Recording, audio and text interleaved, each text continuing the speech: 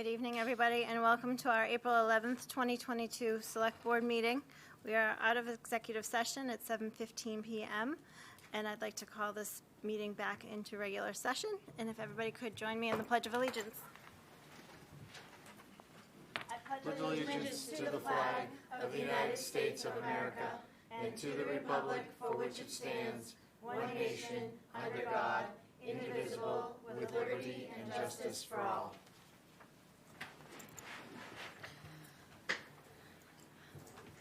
Okay, so I want to thank everybody that reached out to us via email. We received over 100 comments, and we've read them all, and we appreciate your feedback. Obviously, it has to do with the warrant article for the zoning change for Royal Crest. So that being said, we can't read 100 comments this evening. They are all attached to our agenda that everybody can read at their leisure, but we have all the names, correct? And we'll be reading those into the record. Those who were for the development and those who were against. Melissa, you have that list? Yes. Do you want me to read that now or when we get to the item? It's up to you, Madam Chair. Yeah, we're in public comment. Okay, I'll read them now. I apologize if I ruin anyone's name. I have phonics issues. I'm going to do my best, though. And so I did separate the list by favorable and unfavorable. So I'm going to do the favorable first. Nancy Lenhoff on Forest Street, Tina Klein on Coachman's Lane, Christina Harricle, Chrissy Lippman, Michael Hurley, Eli Adler-Roth, Alyssa Goldberg, John DeFlumery, Scott and Cara La Luna, Cheryl Bruce, Kristen Ringler, Bill Callahan, Michael Liss, Mary Roth, Holly Lynch, Michelle Falul, Eileen Kelly, Chris and Larry Allen, Alyssa Kevlahan, Jessica Wrigley, Catherine O'Donnell, Dave Smith, Jen Goldman, Jeff French, Randy Tibbetts, I'm really hoping for a Murphy, but I'm not getting there. Jen Frezin, John and Susan Van Dree, Joe Hicks, Kevin Driscoll, Pat Grimm, Ian Burns. We had a petition that was signed by the following 18 residents of Royal Crest: Peggy Gaffney, Sandra Owen, Pierre LaFontaine, Alice Zackret, Dave Dunsmore, Michael Ballassini, Mindy Pillsbury Crumbaker, Alex Yuri, Marisol Bermudez, Craig Aqua, Terry Lundy, Darlene Lundy, Amy Deanne, Mr. Rumi, Mr. Ahmed, Deb Capper, Ronald Bates, Melanie Lundy, Derek Porter, Rue Norris, Kumi Ko, Andrew Mitchell, Kathleen Stagno, Douglas Ludgin, Brian Roach, Julie Roach, Thomas Liccardello, Marilyn Liccardello, Max Fresnan, Stuart Hicks, Pete Goldberg, Regina Keene. I'm going to read the unfavorable list. And I apologize if I missed anyone. Kelly K. Marie, Jennifer Roberts, Lynn Jacobek, Stephanie Messina Seawade, Andrea O'Donnell, Karen Pantaleon, Jeff Alaque, Cynthia Kuhn, Barbara Sir, Ed Nadeau, Mary Ellen Nadeau, Antonio Camello, Monique Morimoto, Stephen Whitney, Megan Wheeler, Jeremy Young, Lino Camello, Karen Greenfield, Julie Anderson, Susan Cassidy, Catherine Lanavera, Jim Bloise, Jillian D. Premio, Dee Chachhan, Cindy Lane, Gail Herman Shea, Flavia Jacobs, Cynthia Hopkins, Lennon Provost, Rebecca Stronk, Vincent D'Alessandro, Lisa Kolpinski, Carolyn Kohler, Chris Phaeuf, Michael Consoli, Susan Thank you. Susan Walsh. I'm still working on the lake. Doing my best. This one's initials. JJRM. Ron Rudis. James Karami. Cheryl Thibodeau. C. Stone. Diana Sacheri. Pam and Frank Carnavali. Wagner Wang. Paul Craney. Janos Camaromi. Lauren Belcito. Lynn Rudnicki. Kevin Doobie, Michael Neagley, Philip Starks, Joe Finn, Paul Ganji, Sam Darby, William Hamill, Tracy Wakeman, Ted Dripp, CJ Ganji, Julie Bluise, James LaFond, Carolyn Skelton, Rob Marie, and Todd Samost. And I updated that at about 7:10. Is that everybody? All right. Thank you so much, Madam Chair. And again, thank you to everybody that emailed us. We appreciate you reaching out. And with that, I will open it up to public comment. We are going to limit it to 3 minutes tonight. We have got a full house and a full agenda. So You're going to, just 3 minutes for public comment? 3 minutes per person. Oh, okay. I was going to say. That's it. Everybody get everything out in 3 minutes. Maybe we should do that. It's like, whoa. No, we'll limit to To be an auctioneer with Yeah, that right. fast voice. if everybody could keep to 3 minutes, we would appreciate it. So with that said, anyone who would like to have a public comment, you're welcome to come up. Madam Chairman, are you asking, sorry, Gerald Brecker, 488 Pleasant Street, are you asking for public comment on the topic that was just raised, even though it's at the bottom of the Yep. agenda? Right, yes, yep. We always have public comment at the beginning of our meeting. And then would there be additional public comment when the item comes up on your agenda? Not usually. So there are no questions that can be asked at that time? We can see, if- So, yeah, in other words, what yeah. I'm asking, is this the? this is opportunity really the here opportunity, yes. to Come to talk about it. Yes, To do that. yes, Okay. yes, yep. Just so everybody understands. Yep.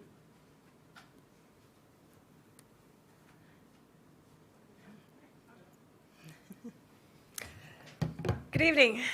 Thank you for the opportunity to speak. My name is Regina Keene. I reside at 412 Massachusetts Avenue.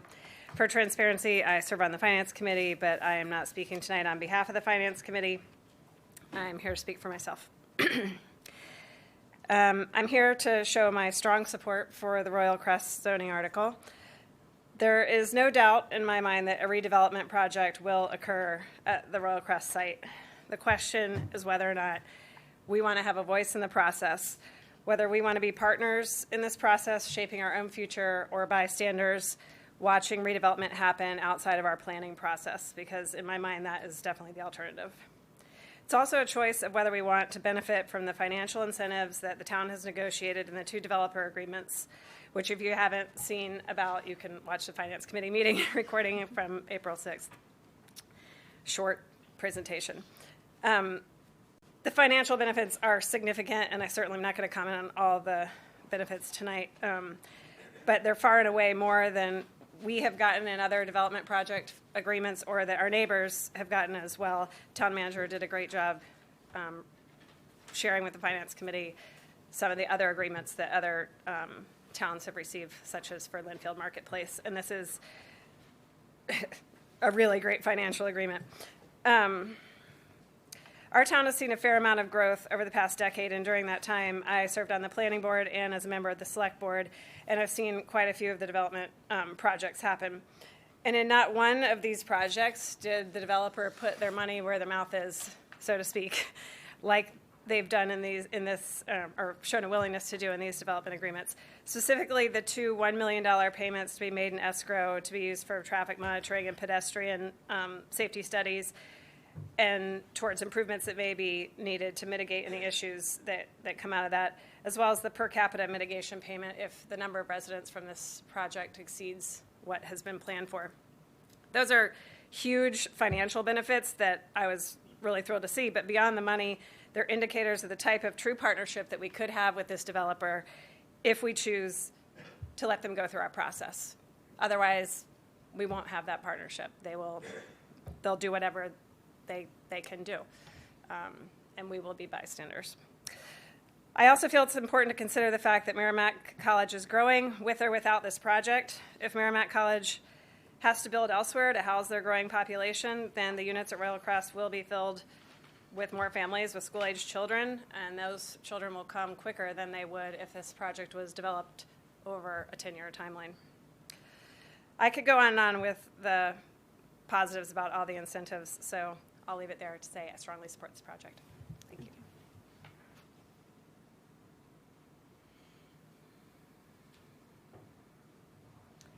If I knew I had 3 minutes, I would have prepared differently, so I'll do my best. And I'm here to say that I read the article in the Tribune indicating that the planning board, the project had been moved to town meeting the same day I got my tax bill. My property abuts Royal Crest and the Franklin School. 8 to 10 years. I'm sorry, my name is Ann Gray. I live on Rosedale Ave. No, but I meant, Okay. could you speak up a little bit louder because we have a fan here? Oh, okay, I'm sorry, I'm sorry. So I read this article the same day I got my tax bill, okay? And I understand a lot of the pros of this, but I'm looking at 8 to 10 years of construction in my backyard.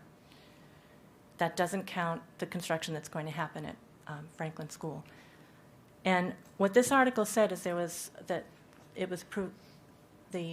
4-0 vote from the Select Board, and it didn't say anything about what the Planning Board's recommendation was. And I was very disappointed to hear that where historically the Select Board has taken the advice of the Planning Board, that didn't happen this time. That's my understanding. I see head shaking. My understanding is that the Planning Board voted no 3-2. Am I correct? Am I incorrect? You're correct on that, but the 4-0 vote for the select board was for the development agreement. It was two different votes. Okay, all right. Thank you. Thank you. And so I want to talk a little bit about affordable housing. You know where I stand because I've stood before you before and told you what my opinion is. I just want to ask you, who is fighting for us to get the affordable housing thing under control? We have 40B scattered throughout the town. We have Woodridge. We have elderly housing. There's stuff on Harvest Drive, Berry Street. And yet I hear some of it counts, some of it doesn't. And we have this housing choice legislation going in. That's another thing, bringing down the zoning to 51%. Really ripping our opportunity as residents to have a say in how our town develops. And then the next thing we have is the Mbta housing agreement, and the high rises near the Mbta that the state is forcing on us. And I'm wondering what we as a town do, and I don't know if you are the board that influences this, but what we as a town are doing to fight back with the state. Because our voice as citizens is getting squashed because I don't have the millions of dollars to influence anything on Beacon Hill. And I'm going to live with the consequences of that. And I look at the development agreement, I understand all that, but does the project stand on its own merits without a development agreement and without reducing the approval to 51%? I'm not so sure it does. So I'm asking you as a board and as a citizen to help support us who want to have some say in what happens in the development of the town by fighting back, pushing back to the state that rams this stuff down our throats. I mean, if you look at 114, the DOT, that's federally funded, and we have bike paths on 114. Now, I don't know about you, but I would never ride a bike on 114. But that's so we can get federal funding. It's about the money flowing down. So I'm asking you as a board to try to help us to navigate this. We have a lot of housing in town that could fall into that category, but I don't know how we leverage it and how we get impact to the state level. In order for it to be counted as affordable, it does have to have some sort of a government agreement or attachment. Just because, for example, we do have in town properties that are affordable, but they're not being counted. They're less than the affordable. But it's. So how can we influence Well, that? we have gone back to the state and we've asked them to reassess our inventory of affordable housing, and it does not fall under, because of the way it was constructed at the time it was constructed, it doesn't fall under the affordable housing category. So we have gone back to the state and asked them. And I've actually testified at the State House saying that very thing, that we have more affordable than people realize, but it doesn't get counted towards affordable, because there needs to be some sort of a government involvement in the program. It's the long and the short of it. I'm All right. paraphrasing and cutting right to the chase. But Thank yeah. you. All right, well, I'm very disappointed in that. Thank you for trying. Please keep trying. Because we're just, I'm looking at 8 to 10 years of noise, diesel, asbestos, traffic. It's a lot for the people that live around here. And it's not just traffic. It's the quality of life. And is it a butter? How would you classify yourself? As a direct abutter? Are you? I'm a direct abutter. I'm right at the ball field, right where Franklin School and Royal Crest. I hear the kids partying in the woods in the summer, and the M80s going off in the summer. What you didn't say, though, construction does start at 7 o'clock in the morning and pretty much goes till it gets dark. Yeah. Um, And there's a house being built down the street from me right now, 7 o'clock in the morning. It starts. Okay, I appreciate it. Thank you So for your time. I'm up with my 3 minutes. Yep. I would have prepared Yep. better. Sorry. Thank you.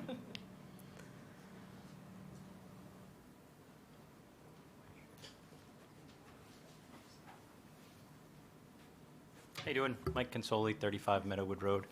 I have so many thoughts in my head on this project. I'll try to keep it to 3 minutes. But I don't know that I'm going to influence the board. I think it seems like we kind of know where the standing is.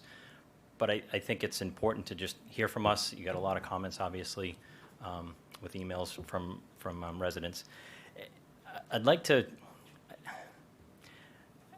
I've heard and I've seen a lot of things on social media that I'm not sure that they're true, quite honestly, and I'm not sure if you guys can answer, or maybe Eitan can answer, that this is it. Like, this is the only thing that can happen at that project, at that property. If this doesn't happen, something else will, and we won't have control. If that's true, I'd like to know what's the alternative. What's the other piece that's on the table? Because in my head, there's probably 5 or 6 different things that I could come up with, but I don't know if they're actual things that could happen. So does anyone know if there is a plan B? Do you want to talk? We'll talk about it at the article, or? Yeah, I think we can have more robust. Are you going to stay for the discussion on the warrant? Probably. Yeah, and I think we can have. Where's I that think on there? I think a lot of the questions that are coming up during public comment will be addressed during the Okay. article. So again, there's some rumor things that I think, again, in talking to proponents, and I've talked to many, and I've talked to people against it like I am, and I feel like the majority, the Merrimack College piece is the biggest piece, because it adds the mixed use that most people don't want. Definitely, I don't want mixed use of that sort on that side of the road, and it adds traffic without a bridge. Those, I think, are the resounding things that I know people on the board have said, on both boards, actually, planning board and select board. And to me, that's an alternative. Like, the developer can do this without Merrimack. I'm not sure that ruins anything. It probably helps our tax base. Will it influence the schools? I don't know. The numbers that they brought to us make it sound like the schools are fine. I actually don't believe the numbers, but if you're going to say they're fine with the project, then a few more units isn't going to make that much of a difference. So I'd like some answers on that from someone, and again, I think that might help you guys know that we're not far off. Merrimack is, I think, the big piece for a lot of people. Last piece, as I've been reflecting on all this, is that a few years ago, sorry, I'm almost done. A few years ago, our superintendent that was here gave a big meeting of doing the ABECC school. And I remember sitting at a PTO meeting across from her, and I said, I'm all for this if you're staying. Are you staying? And she said, I'm in, I'm staying, I'm all on.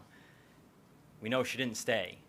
So my question actually is to Mr. Nobley. I know that you're selling your house and you're a proponent of this, and I'm wondering, like, you're kind of pushing it through.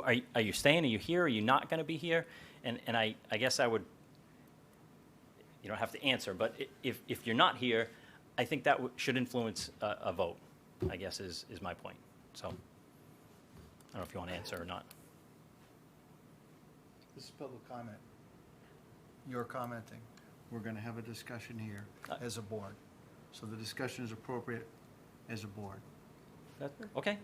Okay, yeah, that's fine. I asked a few questions, and they said they might do it now, they might do it later. I was giving you the opportunity. Okay, thank you. Thank you. Yeah, sure.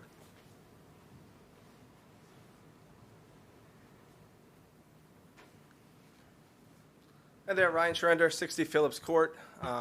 We have a property on Quail Run, North Andover, and we hope to keep that family property in the family for a very long time, and we're a direct abutter to this property. My first comment is, when this first got proposed, I said, that's great, we're redoing Royal Crest, this really needs to happen. As we get along in the process, my mind was changed. A big component of it is Merrimack. I don't think, if Merrimack was not part of this project, I would be more likely to be in favor, although I don't like the density and the size of it. But Merrimack tipped their hand when they bought the property next to Royal Crest.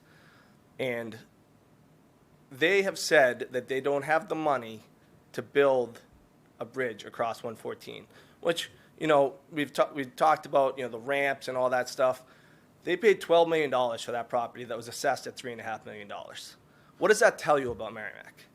They have the money. They don't want to spend the money. If Merrimack was not part of this project, I'd be more likely to support it, and I would ask you guys not to support it as a result of that. My second question is, have any of you guys watched the latest planning board meeting? Did you guys watch it? I know it's long. I know you guys are busy. Did you happen to watch the last 30 minutes of it? Yes, you're all shaking your head. I watched it. So each member of the board went through and stated why they're in favor or not in favor. Peter Boynton did an excellent, excellent job of why he's not in favor. And I would suggest that if you don't have a chance to watch that, if you haven't watched it, that you guys watch it after this, because he really explains things of why this is not going to be a good project for the town. I hope that if for some reason this doesn't go through, they come back and they work with us again, the developer, because I think we can come up with a good plan for Royal Crest, because it does need to be redone. But this is not the right project. I know a lot of you have your minds made up.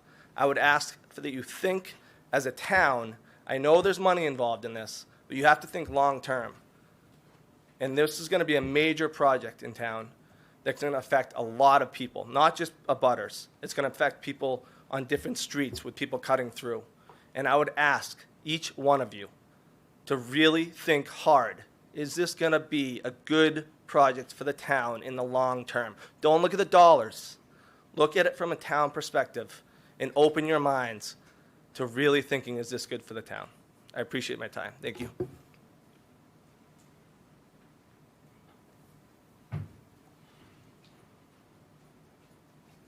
I'm Gerald Brecker, 488 Pleasant Street.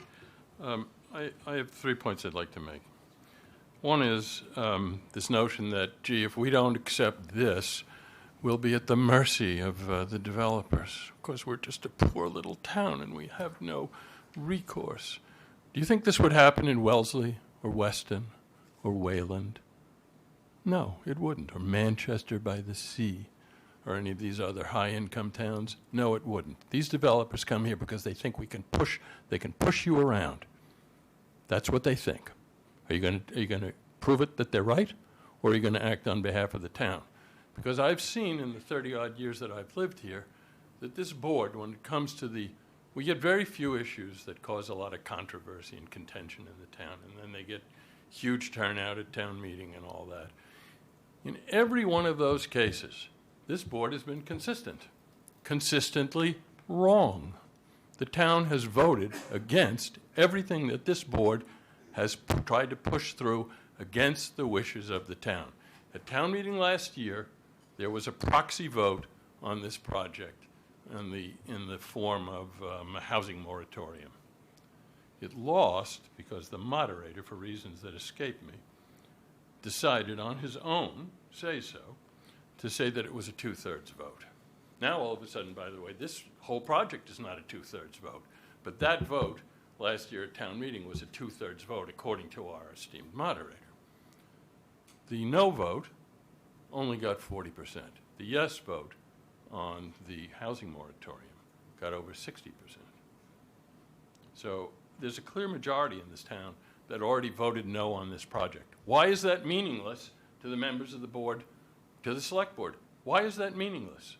In the same way that the pot farm, or trying to ram through the disposition of the Stevens estate the time before last. The way it's happened now, the Stevens estate, an excellent deal was done with the Audubon and everything else. The presentation was super, but it should have gone to town meeting, and it would have passed overwhelmingly, and it would have had more legitimacy. But so instead, this board is shooting itself in the foot. And finally, the planning board has spent 1 million hours on this. They're the experts. There ought to be clear and convincing reason to overturn their judgment. Not just, oh, well, they're going to give us $1 million for a traffic study or $1 million for something else, as if that's real money on a project that's going to run into the hundreds of millions of dollars. Let's not pretend that because they're out of the goodness of their heart going to throw $1 million in some traffic study, whatever that means, and which won't include a bridge, which everyone knows is the only way that this project makes any sense, particularly if Merrimack is involved. So let's not pretend that we're getting this enormous windfall because they're putting up $1 million for a traffic study and $1 million for something else. That's pocket change to these developers on a project this size. And aren't we worth more than that? If we're going to be bought, let's get bought for some real money. Let's not give this away and pretend, oh, we can't do this because they'll do something else, and they're giving us $1 million. We need to show some courage here and listen to the experts that the town has, the planning board, that's reviewed this. This ought to be like overturning a referee's call on the football field. If there's not clear and convincing evidence, then you should let the call stand. Thank you.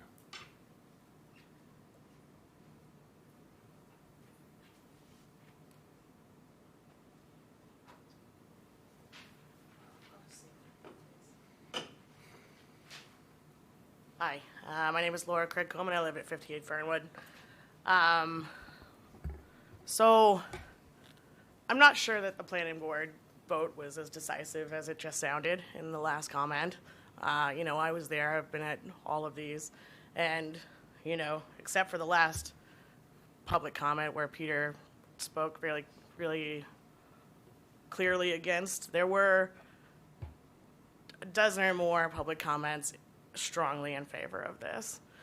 And I am not convinced that a 2/3 supermajority need be the threshold for building new housing in a town.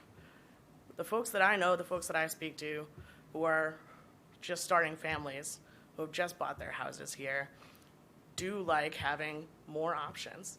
And that's more options for housing, it's more options for recreation, it's more options for walkability. And our schools desperately need the $3.5 million that is in this development agreement. We can compare and contrast all we want, but I don't think that bringing this to a simple majority is the death knell to this project. I think that if 55% of North Andover wants this project, that's still a majority. And I also don't think we should pretend that the people who can make it to these meetings or town meeting are necessarily representative of all the people of North Andover. I think I'm probably among the vast minority of people who worked all day today and are trying to save for a family and still came to these meetings. But I think about the future of the town because I just bought a house here and I really want it to be something amazing for my entire lifetime and into the future. And this project does that. This project opens up not just the development agreement money, which we've all been sort of focusing on, but the $2 to $4 million annually, which can help support more teachers for those improved schools that we're all planning for. We have a facilities master plan that's just been developed. We have a town master plan that encompasses these plans for housing. And this fits very well into all of those plans. So I don't know why we developed those plans in concept, and now this thing that comes along and fits very well into all of that is suddenly not the answer to all of those problems that we're trying to solve, all of those puzzle pieces that we're trying to put together. Density is not necessarily a bad thing. With this density, we can keep sprawling developments out of other parts of North Andover that are frankly almost rural. And that's wonderful to have those contrasting amenities so close. I love being able to go to downtown and go to a store and then also go to Smallocks. I love it. That's great. That's the best thing about North Andover, and this does not stop that. It adds to it. We leverage the density of this project to get a great development agreement. Comparatively to every other development agreement that I've heard about, it's an excellent development agreement. You did a great job. And I hope that everyone here really weighs it out. And not just for the next 10 years while this is under construction, but for the next 50 years while people actually live there, while we go to the shops, while we have our kids go and get their first job at whatever retail store is there. The quality of life is not just about the traffic or about the construction. It's about the future. So thanks.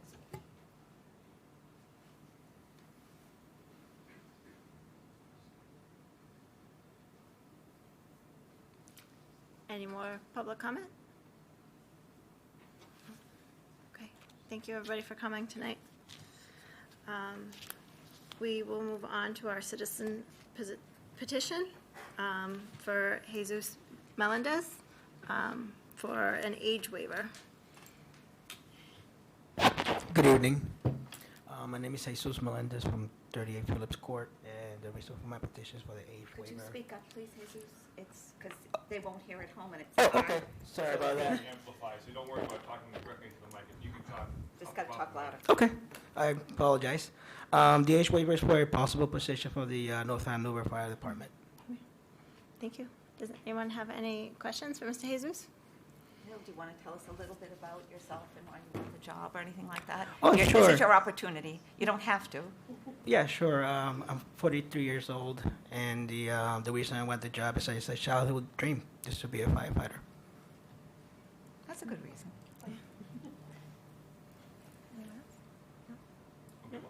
Oh, thank you. Thank you so much for coming. We always like to have Thank you. our age waivers come for the warrant. Okay. And we will move on to governmental reports. I'm going to ask the chair of the planning board to come up. Eitan?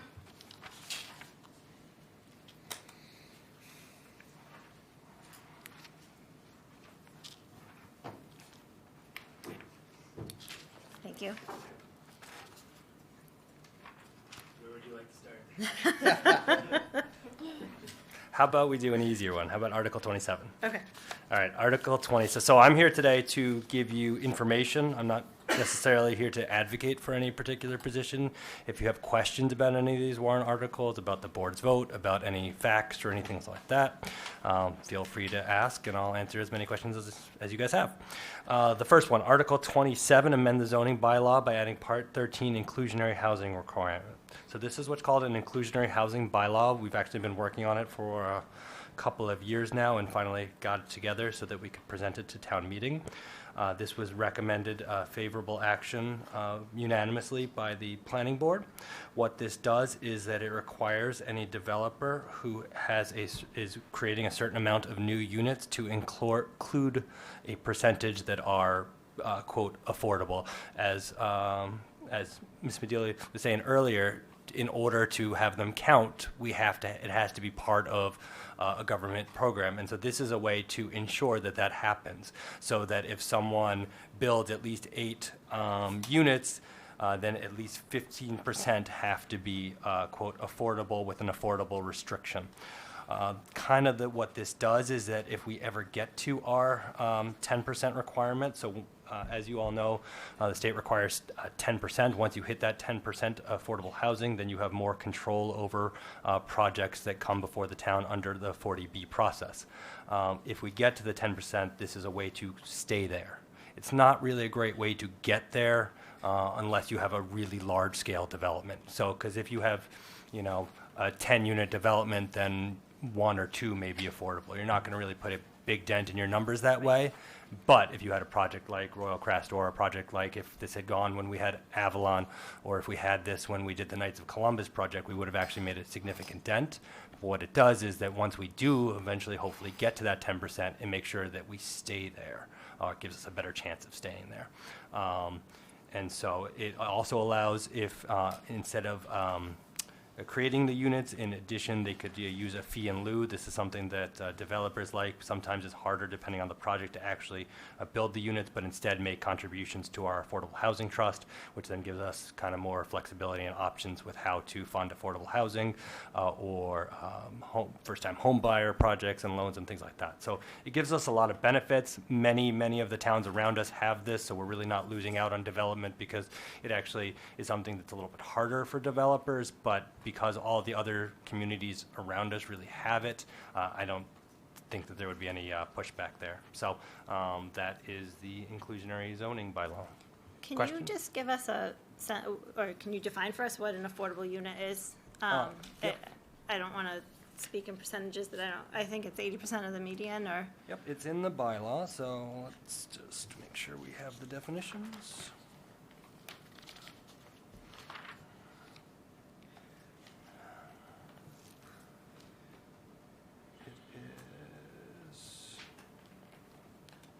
I gotta find it. I believe you're right, though. I believe it's 80% of the median. Median, right? Income. So just for some clarity, 80% of AMI for a family of 1 in North Andover is $57,650. Family of 2, $65,850. Family of 3, $74,100. And family of 4, $82,300. And then, as I understand it, it's not just, we don't just look at North Andover, it's in the kind of, in Like the in our area. We have a map out. set Yep. area governed by the state for where Our we group look. is Andover, Boxford, Georgetown, Groveland, Haverhill, Lawrence, Merrimack, Methuen, North Andover, and Westonbury. That's pretty diverse. It is a Right. pretty interesting group, yeah.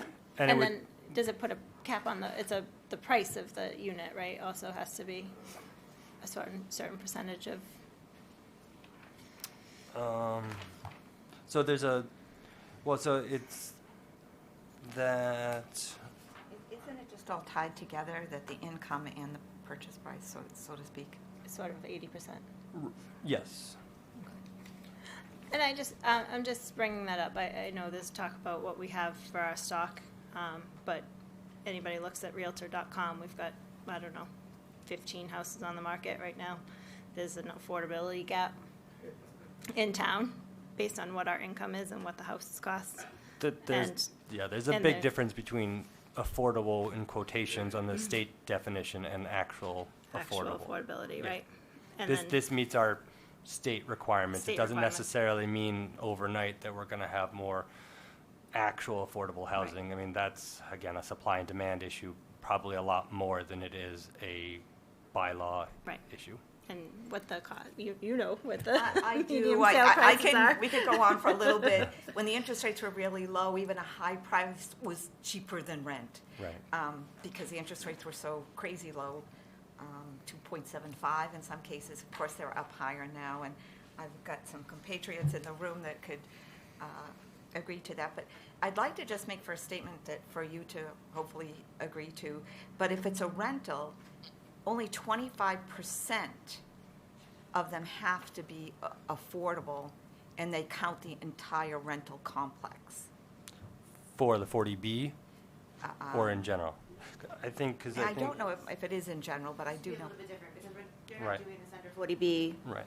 They're doing they're requiring individual units in a regular, so that's true if it's under a comprehensive permit or under a LIP. But this will be a little bit different because what they're basically requiring is that in any market rate development of a certain number of units, a percentage would be affordable or a linkage fee would be paid. So a little bit different, It but is a along the little bit same, different. Okay. along the same concept, basically. But I think it's good for people to know that rental is really an option to get to our goal. Oh, absolutely. But Yes. Does this include rentals as well, Eitan, or is it No, just I for- believe this is just for ownership. Just for ownership, okay, so Yeah. rentals don't. And these are actual units. So these, if you build an actual either 15% of the units built or your fee in lieu has to be paid for that percentage. So these. Explain that a little bit. Okay, so let's say you have 10 units that you're going to build, 10 new units. This would require 15%, so that's 1.5, so 2 to be affordable. You have two options. You can build those 2 affordable as part of your 10 units, so you have 8 that are market rate and 2 that are, quote, affordable with a housing restriction, deed restriction that says this has to be kept as affordable housing and infinite. If you don't want to actually build those 2, because you might say, okay, it's not economically feasible for me to actually build those 2, but instead I'm going to make a contribution. So instead of building those, I'm going to pay the town, and there's a formula in here, X amount of dollars, which will then go into the Affordable Housing Trust, and then the town could then use it however it wants. We could buy a unit, we could make first-time home buyer loans, we could put it into some sort of program. Subsidized. You could put it. We've talked about. Yep. It could go to the housing authority. There's all sorts of different ways that the housing trust could then use that money. So you'd have to get a special permit from the planning board to do that. So we'd have to make sure that it's the right reason that you're doing that, and then it works with the project as a whole. But those are the 2 options. But you don't get that percentage that you're talking about under 40B, where it's like, okay, you get credit for 100 affordable units, but you're actually only required to build 25, which, so this bylaw doesn't have that kind of provision. But when we go and talk about the 40B units, then that provision, then you are correct on that. Thank you. Yep. Any other questions or comments about the inclusionary zoning? So again, and that was, it was So thank you. the planning department did a great job coming up with the initial research, looking at other towns, talking to the state, talking to, getting input from the state, and we've had at our planning board meetings, state input saying that they, going over the figures and the percentages and things like that, and again, it was a unanimous that this was supported that way. Okay, Articles 28 and 29 are the Royal Crest articles. Obviously, you guys know a good amount of the details, so I'll just kind of keep it high level, and then if you have specific questions or specific questions you want me to answer, feel free. So the planning board did recommend unfavorable action on this on these 2 articles. Again, it was a 3-2 vote. It's odd for me to hear how much stock people are now putting in the planning board. I haven't been hearing that for the last couple of years, but now that it was a 3-2 vote in one way, some people love us. But I will say, it kind of goes back to the comments you got in email. There was a lot for, and there was a lot against, and they all had kind of good reasons, okay? So there are legitimate good reasons to vote for this. There are legitimate good reasons to vote against this, and it's really great that it's going to go to town meeting and that people are going to have the chance to vote. Our vote was, as I said, 3-2 against. Mr. Simons, Mr. Boynton, and Ms. Cormier were against. Myself and Ms. Koenig were for. Our 6th member, who doesn't have a vote, also indicated he would be for. So really, we were a pretty split board. I give our board a lot of credit for working through it, even though there were people that had a lot of questions and concerns. We still were able to work through it to have a bylaw that, if the town wants to vote for it, is very well thought out, very well planned, can be implemented, and really, especially to the people that were leaning against it, to really ask difficult questions, to get concessions, to make it so that it is a better plan and proposal that's being put before the town. The reasons, a lot of the reasons that were mentioned against and for the unfavorable action were the size, the scope, the density. Traffic was certainly a concern. And then concern about the realities of how much fiscal impact benefits there actually would be, and how much, we did traffic analysis, how realistic that would be, how much the mitigation that we've gotten through potential development agreements, how much of that would actually come to fruition. So that were some of the reasons against. Some of the reasons that were for were the affordable housing, the need for housing in general in the area, that it's a mixed-use development of a site that's not necessarily in great shape right now, the financial benefits, and the people that were strongly for and felt that the overall positives outweigh the negatives, and the people that were against felt that it was just too big and too much, and that some version of the plan may be acceptable, but not this particular. And I will say one of the other negatives that was also heavily weighed was also the impact on abutting neighborhoods and things like that, because that's certainly a legitimate concern. So those were the kind of the fors and the against. It wasn't unfavorable. Obviously, you guys have a vote to make, but I'm happy to answer any questions about facts or the bylaw itself. If you want my opinion, you can ask for it, but I'm really here to kind of present the board's vote. So that's where we're at. Sure. So I did watch the planning board meeting. Thank you. You do a masterful job managing that meeting. You really do, and I know it's difficult. And yes, you're right. All of the board members had excellent comments at the end of the meeting in that last timeframe. My question is, and I didn't see it during that meeting, and I'll admit I haven't watched all of the planning board meetings to this point, but is there a density number, a threshold that was ever discussed that would be acceptable for the project? So No, not really. Basically, when it first, and just remember, we've been going at this for almost 2 years. So I think when it originally came, I think there was a pretty strong consensus, and we've actually changed board members too as well during the time. But I think there was a pretty strong consensus that it was too much. And then the numbers really came down significantly. I think it was August of 2021, I think was when the numbers really came down about 20%, just kind of in total. And I think for a majority, the density, that sufficed for the density, not for everyone, but for the actual numbers. I think that was consensus. Some still weren't enough, and we never got to a number that was like, okay, if it was another 15% smaller, then everyone would agree. We just never got to that. Basically, when we got to that, the current proposal was pretty much this is as far as it can be maneuvered on the developer's side, financially and with everything else. So we never really got that far. But I think most of us were pretty okay with the density, but then there were still the other things that were concerning in terms of heights and impacts and things like that. Right. But I think two of the members were clear about density was an issue. Yes. Yeah. Yep. Still, well, I guess I'm not sure if it's necessarily density in terms of the numbers of people or if it's the size of the project itself. So that's sort of a slight distinction. But if you take a look at it in terms of just the size and scope of the project, there was definitely, the majority of the board was definitely still concerned with the size and the scope of the project. Thank you.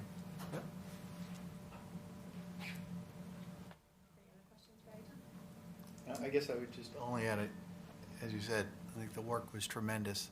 There's a lot of data, and I think you bring up a very excellent point, which is some of this is perspective, and there are two ways to look at a lot of this, but there are some very real data points, and I really appreciate you driving towards those metrics so that for folks who really want to analyze the numbers, there's something to look at that's real, that's backed up by the studies that I think that the town did, and again, really appreciate how much everybody dug down to try and bring that forward. And for folks who really want to understand it, you laid it out very well, so thank you.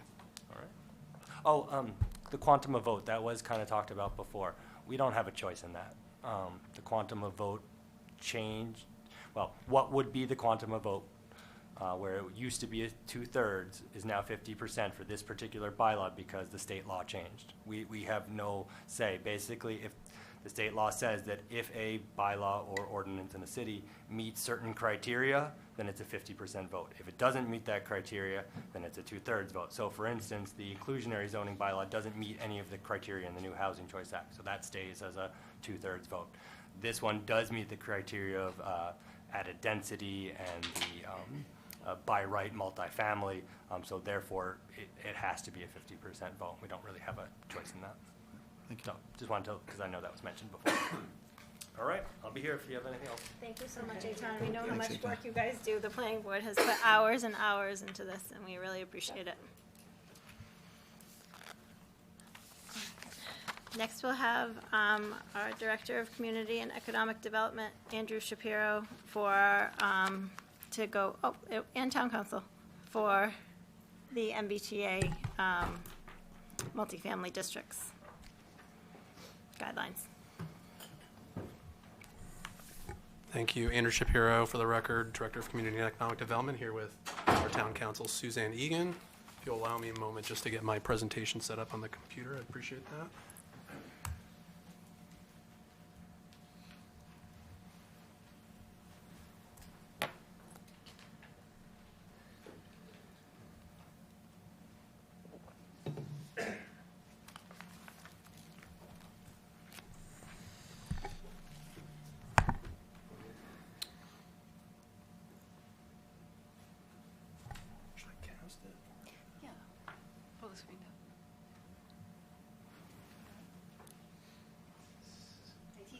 Here we go, here we go. I should know. I should have this, I should be able to do this in my sleep. I think so. It's we're on TV, right? Yeah. It is. What's the last? It's all good. Are you going to Chromecast or are you going to plug in? I think I'm going to Chromecast. Oh, yeah, good call. Oh, good. You got it? Okay. We're good. Just making sure it's going to get up there. For people who are at home, they might not know we have a screen right in front of us, so we're not all staring with a glazed look over our eyes. That we do have a cheat sheet. Okay, there we go. All right, well, with everything we're discussing tonight, I feel like this is almost kind of, appropriate in some ways. So without further ado, we're going to discuss the draft compliance guidelines for multifamily districts under Section 3A of the Zoning Act. So with apologies, I'm playing the messenger here. I know this is going to be a bit of a dense discussion, but I'm going to try to make it as appealing as I possibly can. What we're going to cover, just the background about these new regulations, what are MBTA communities, a summary of the draft compliance as the heart of the matter of this presentation, challenges with respect to North Andover, the comments that we provided to the Department of Housing and Community Development, as well as flexibility in the guidance, timeline to remain in compliance, how will North Andover comply, and consequences for noncompliance. And I'm also happy to take questions, and I have our town council here who is obviously well-versed in this subject as well. So for a little bit of background, in December of 2020, the state legislature passed, and the governor in January of 2020 then signed a $262 million economic development bond bill, which made several amendments to Chapter 40A of the general laws commonly known as the Zoning Act. Among those amendments are 1, changes to Section 5, which reduced the number of votes required to enact certain kinds of zoning ordinances and bylaws that promote the production of housing from a 2/3 supermajority to a simple majority, and 2, changes to Section 9, making similar changes to the voting thresholds for the issuance of certain kinds of special permits. The changes to Section 5 that I just referenced, which reduces the quantum of vote required to approve zoning law, bylaw amendments related to the production of housing, is directly related to the proposed redevelopment of Royal Crest, in that the project calls for the production of as-of-right multifamily housing. And that's just kind of what Eitan just discussed a bit of why the quantum of vote in that particular case was out of the planning board's hands. This was a determination made by the state through this legislation. But the reason for providing the Select Board in public with this presentation this evening is to discuss how the bill also includes modifications to Section 18 of the Zoning Act, adding a new Section 3A, which directs 175 MBTA communities to adopt zoning where multifamily housing is permitted by right with a minimum density of 15 units per acre. So I'm going to go into a little more detail on that provision, but first, what the heck is an MBTA community? So as you can see on here, this map shows each MBTA community parsed out by different subclassifications. You'll see them classified as subway or light rail community, bus community, commuter rail, which we are classified as, and there's an MBTA adjacent classification as well. So as I mentioned, North Andover is considered a commuter rail community, which is defined as having a commuter rail station within its borders, or, as in our case, within half a mile of its border, but has no bus route or subway station. And of course, that station would be the Lawrence MBTA station located on Merrimack Street.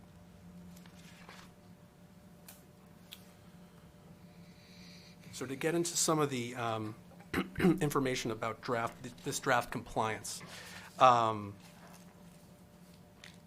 previously mentioned, each MBTA community is required to establish at least one district of reasonable size, defined to be at least 50 acres of land. At least half of the land area must be within half a mile of the transit station. So again, in our case, that would be the Lawrence MBTA station. The district does not have to be contiguous, but at least 25 acres of it must be, and no area of it can be less than 5 contiguous acres. The district must allow at least 15 housing units per acre. Sub-districts with lower densities can be established, but the overall minimum gross density still needs to be 15 units per acre. The district must be deemed suitable for families with children, which means that the district does not have age restrictions, nor can it limit the size of units, number of bedrooms, size of bedrooms, or the number of occupants. The district should be in an area that has safe and convenient access to transit by bicycles and pedestrians.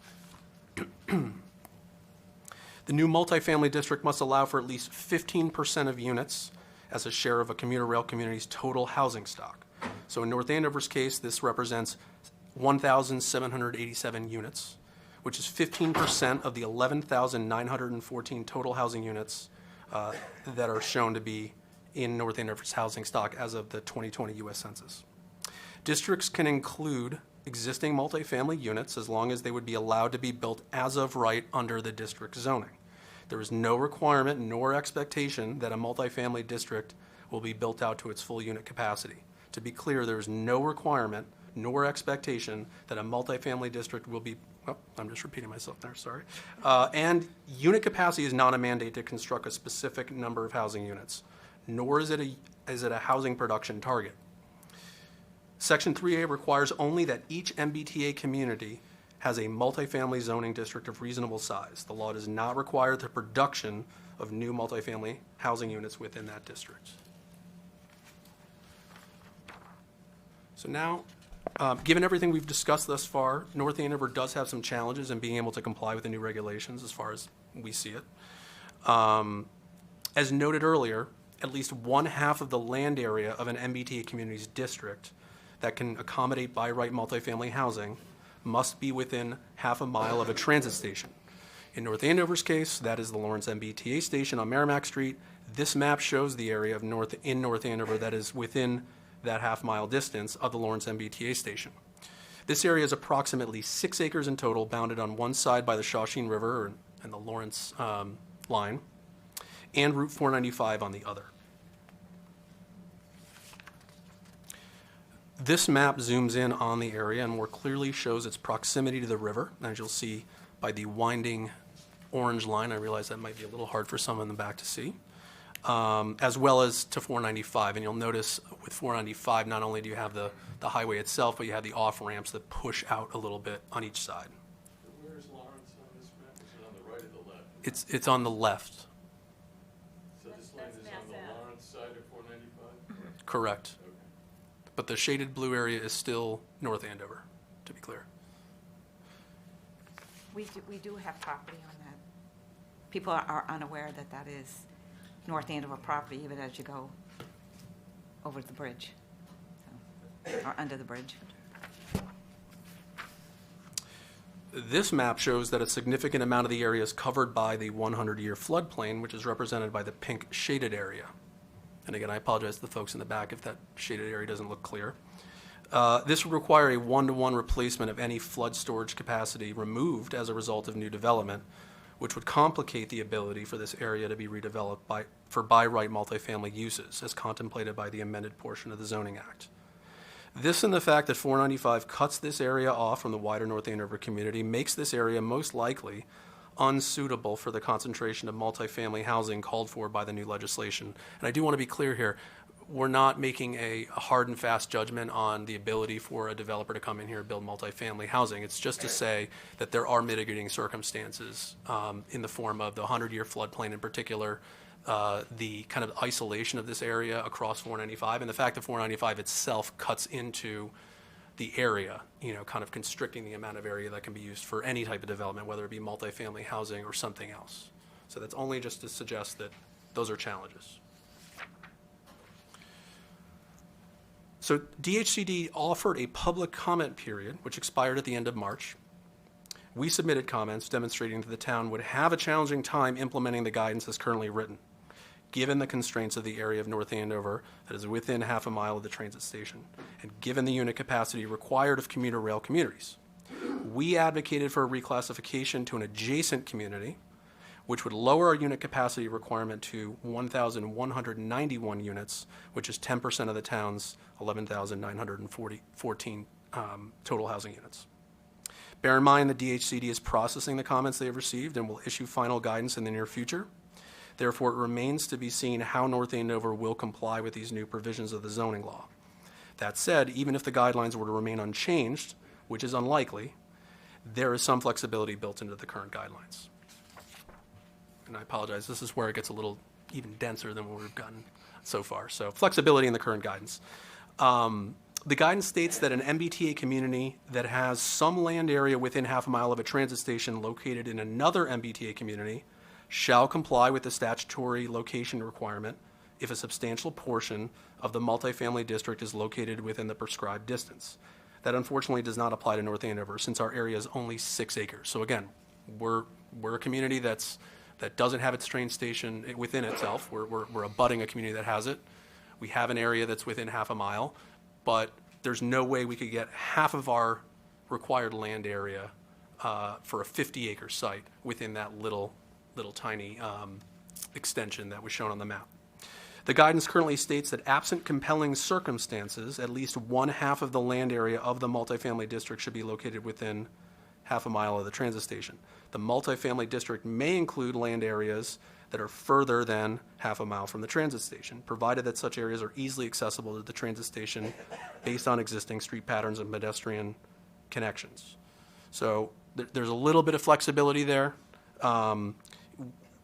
If we were to demonstrate compelling circumstances, I think everything I laid out just now, they feel compelling to me. They may feel compelling to most people who are looking at this issue reasonably. I don't know if DHCD would see it that way. So it's hard to say if we could comply based on that. So, and just Yep. to make sure I understand this.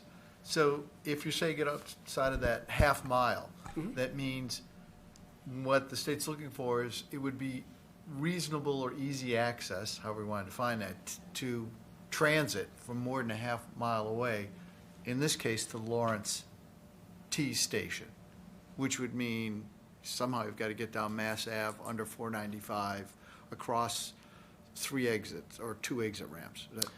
Yeah, and I actually, that's the part that actually I don't think is that big of a deal, because we're talking about existing street patterns, right? Okay. You're not talking about, building new bridges or ramps. You're talking about existing street patterns that are well-defined in already a pretty dense community. Have you walked or run that route? No, and I don't have any desire to do it, I will but tell you, it's hazardous. Yeah, That's just it's a simple way to put it.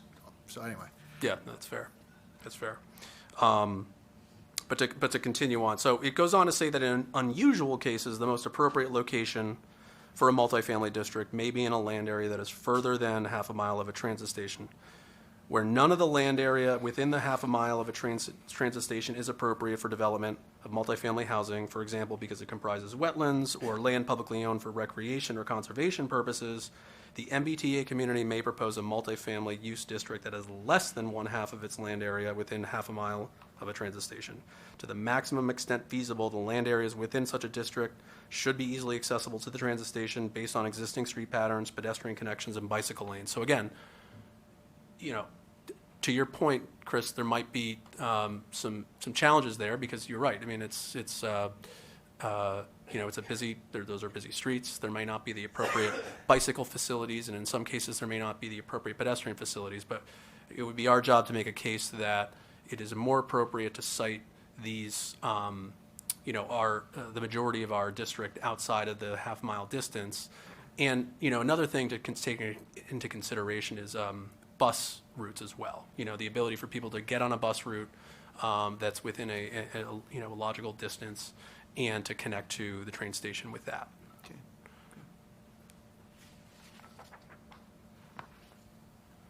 So now we'll talk about the timeline for us as a community to remain in compliance with these new guidelines, these new regulations. The town must hold a briefing about this issue with the Select Board and submit information to the state regarding how it is planning to comply with the law by May 2nd of this year. Obviously, this is what we're doing right now. And like, as we noted, the second piece here about the, submitting information, I have a link here. I have no intent of opening it unless somebody's really morbidly curious, but this is just a form that's going to ask a lot of basic information about, what we've been doing in the process of trying to plan for this at this point in time. It's not asking for hard and fast answers. Next, we'll need to submit an action plan to the state, and that portion comes next year around this time. And then finally, we'll need to have a new zoning district that complies with the final guidelines by the end of 2024, so December 31st, 2024, bearing in mind, of course, that we typically hold a town meeting earlier in the year. It's not to say we couldn't have a special town meeting later in the year to address this issue if need be, but by the end of 2024 is when we want to have a compliant zoning district voted upon. What are the consequences for noncompliance? Oh, we're getting there. Oh, we're getting there. That is all part of the plan in this presentation. So how will we comply? It was toned with that. He said, we're getting there. Oh, yeah, we are getting there. So how will the town comply with these new regulations? It may be a bit premature to have this conversation, given that the state has not yet released its final guidance. We're going to wait and see what the final guidance says, which may provide North Andover with a different MBTA community as a designation. As I mentioned before, we made a case for ourselves that we should be an adjacent MBTA community as opposed to a full MBTA community, or rail community, excuse me, which would reduce our unit capacity requirement. Moreover, the state may provide additional locational flexibility or other forms of relief from the draft guidance. So, again, I think a lot's going to change. Everybody I've spoken to has said this is probably, the regulations and the guidance is going to change. Many people, many constituencies have wrote in with critique of the new regulations and the guidelines. So I think that the state's going to comb through that and try to come up with something more refined that I'm not saying everybody's still going to like, but at least it'll be something we can work from, and we'll have more certainty around what our next move will have to be. Potential options to think about, and I want to stress, I don't think we should really go too far down the road of discussing this, but I just want to throw it out there just since it's prescient to this conversation. So Royal Crest obviously could certainly be one of the districts that enable us to comply with this legislation. Again, we can't sit here and say, and the town council can confirm this. I mean, we can't say that Royal Crest, as it's currently composed, would comply. We would have to see what the final guidelines hold. And again, it's more than half a mile distance from our transit station. But it does provide over 1,000 new units of housing that we would be zoning for by right, multifamily. And so that would certainly get us toward the unit capacity requirement. And it is an area of acreage that's over 50 acres. Now, it would not, in any case, unless something drastically changed with the guidance, it wouldn't get us all the way to our required unit capacity, but it would then enable us to take another smaller area and zone for the balance that would be required. And that would probably be a much more manageable amount. So, I don't know if you want to add anything to that, Suzanne. I guess the only thing I would say is that the one thing to keep in mind with this entire MBTA community is this, as Andrew had said previously, it's not a housing production plan. It's just the zoning, so it's an overlay district that we're going to place that is geared to lessening the burden on developers for the permitting process. So that's what this whole thing is geared towards, as long as we have it as of right. And it's just that the units can potentially be permitted in the district, not necessarily built. So that's why we think that the way the Royal Crest zoning bylaw is drafted, that it should comply with the MBTA requirements. And then finally, the $64,000 question asked by Selectman Valancourt, consequences for noncompliance. So this is coming straight from the guidance. If at any point DHCD determines that an MBTA community is not in compliance with Section 3A, that MBTA community will not be eligible for funds from the following grant programs. 1, the Housing Choice Initiative. 2, Local Capital Projects Fund. 3, MassWorks. And next to both Housing Choice and MassWorks, I've just, for informational purposes, have put in the amount of funding we've received over the past few years from those programs, $75,000. We've been a Housing Choice community for a few years, but we never, until last year, took advantage of the grant program. We got a $75,000 grant to revise our downtown zoning, which, by the way, going back to the previous slide about how we could comply, downtown is another potential answer to that question, by the way. So we could work with our consultant that's working on that with us now to potentially work with us to get some by right multifamily zoned into that area if it would help us with compliance. And then, of course, MassWorks, which is a huge infrastructure program governed through the state. We've received $5 million in funding since, I believe, 2016.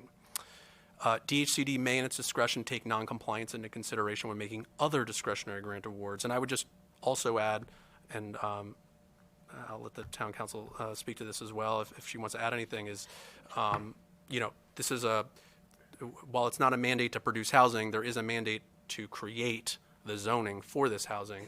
So, the state is telling us we need to do this. Therefore, there could be consequences well beyond just not allowing us to get certain grants. I don't know if you want to expand on that at all. Yeah, so I've been to a number of sort of seminars on this where there's been discussions, and one of the issues that keeps coming up is that the way the law is written, it says shall, each MBTA community shall adopt a zoning bylaw that, creates this type of housing, and that there could potentially be some sort of action taken by the state to require, to enforce, right, if there's non-compliance. It's not just the grant projects, but it could be enforcement actions taken against communities.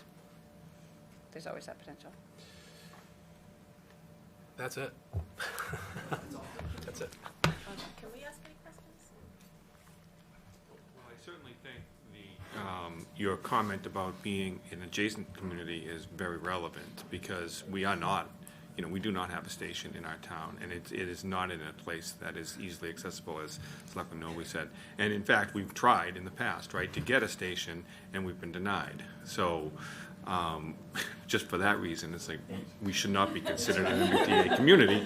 And I can see an adjacent community because we are close by, but it's still a pretty high number to have to meet. A 10% number is still a pretty significant number of housing to have to make that. So I did speak to somebody from DHCD about that issue, and one of the things that they encouraged us to do, which we did do, is provide comments into the draft guidelines about changing that designation.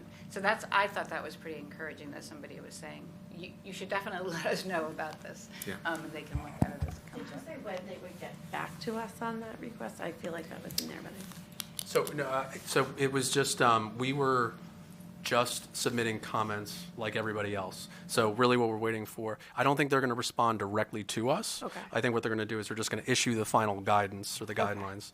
And they may or may not result in having us reclassified as a adjacent community. There may be other guidelines that are made more flexible for us and other communities. It may be something that's more broadly applied. So it's hard to say. Do you know offhand, Suzanne, if there's a timeline for when the final guidance is supposed to be issued? No, I don't. Okay, we don't know. okay. I think it's going to be complicated, and there are a lot of organizations that have submitted comments on this, so I think that they'll be substantially revised. Okay. It seems to me that the designated areas are already built up and dense. It's pretty difficult to. Just to. Go ahead. Yeah, I was going to say, I think it's an excellent point. I think one thing to note is the existing units can be taken into consideration, but you have to rezone to enable that number of units to be built by right. Am I stating that correctly? So you don't have to build them, but you can now. So the You can now call them by right, by the sheer nature that they're part of the R4 multifamily area, but it's to add new would be very difficult for us. Right, so it's not a requirement to add new units. It's about how your housing units are permitted or allowed. So if you think about it as, I always think about the example of the Avalon project. So that was in the district that allowed it as of right, except there was particular parts of our zoning bylaw says you need a site plan special or a site plan review special permit, and you need other special permits involved in that. But if it had been just as of right, then that would have been a compliant zoning bylaw. And so if there's amendments to certain zoning bylaws that we have in existence to certain districts, that we can take out some of those discretionary permits, then it'll be easier to comply. It's really about removing the discretionary permits for creating housing. But it's not necessarily about building the housing. It's about how it's going to be permitted. It is somewhat confusing to not only us, but to, I think, the public to understand all of this, that it's, well, we already have multifamily zoning in that area, but you go ahead. No, it was the same question. And we already have multi-zoning in that area that you highlighted. I mean, that multi-zone is allowed by right, but that doesn't qualify under this new guidelines as multifamily? Because density. Not enough would be allowed in that area. The density would have to It increase. doesn't mean that they have to build it, right? Like, the units that are there would count towards the total, and if somebody came back and if somebody wanted to rebuild, they could build to 15 units per acre. Does that That's make my sense? understanding. Okay. So on our commercial area, which is also all part of that same general area, so that say there was a business that ceased to exist, they moved on or whatever, that all could be converted into residential? If you were to zone to enable that to happen as of right, As of yes. right, To okay. answer your question, yes. Because it is intermingled quite a bit in our downtown area. Yep. You know. I mean, but so when you consider, like, even in downtown, there is some single-story retail and office, and the state is trying to encourage cities and towns to adopt more housing, of course, but also more mixed use. So in that scenario, they might say this is an appropriate area to build mixed use with ground floor retail and housing above it. Second and third floor, yeah. Correct. So you can achieve your unit density by allowing for more residential units to be built downtown, and you don't have to necessarily lose the retail or commercial component you're getting on the ground floor. It's just you have something above it now. Do you think anyone would want to be above the sewage treatment plant? Because that would be in the right area. No, I don't. No, I don't either. Because that's, I mean, they do have open space, but for a good reason, they have open space. But just think about all the other properties in that area, right down the end of Main Street and everything. If that was, banded together and sold off, I mean, that's... That would be Yeah, a that spot, would be yeah. devastating. And with all due respect to the people who live near the sewage treatment plant, that was a joke. So I was not really looking to build on top of it, but there really isn't a lot of space. Are there any other changes when we become an adjacent community other than the reduction in the number of units? I don't think so. The location of the district. The Oh, location. The Yeah, the location of the location. I think we'd Okay. have more flexibility More because we flexibility. wouldn't have That's- a transit station to be within a half mile. Mile from. of, so Okay. we'd So have yes. more. So you have more flexibility. And that's why Flexibility. you could locate your 25-acre zoning district Elsewhere. elsewhere, Yeah. where it's more appropriate. Gotcha. Okay. Sorry. I'm sorry. Ann, do you have a question? No, it was answered. Okay. Great. Okay. Thank you so much. We appreciate it. Yeah, you're welcome. So Thank step you. one, right, in a multi-step Exactly. process. So Part of the thank you process. for all your hard work on that. All right, we're on to new business. We have a request from the North Andover Merchants Association to use the town common for the Fall Festival on September 17th from 7 a.m. to 7 p.m. and to close Mass Ave from Main Street to the roundabout. I don't believe we have anyone here, but we have it every, just Janice. Happens every year. It's a great event.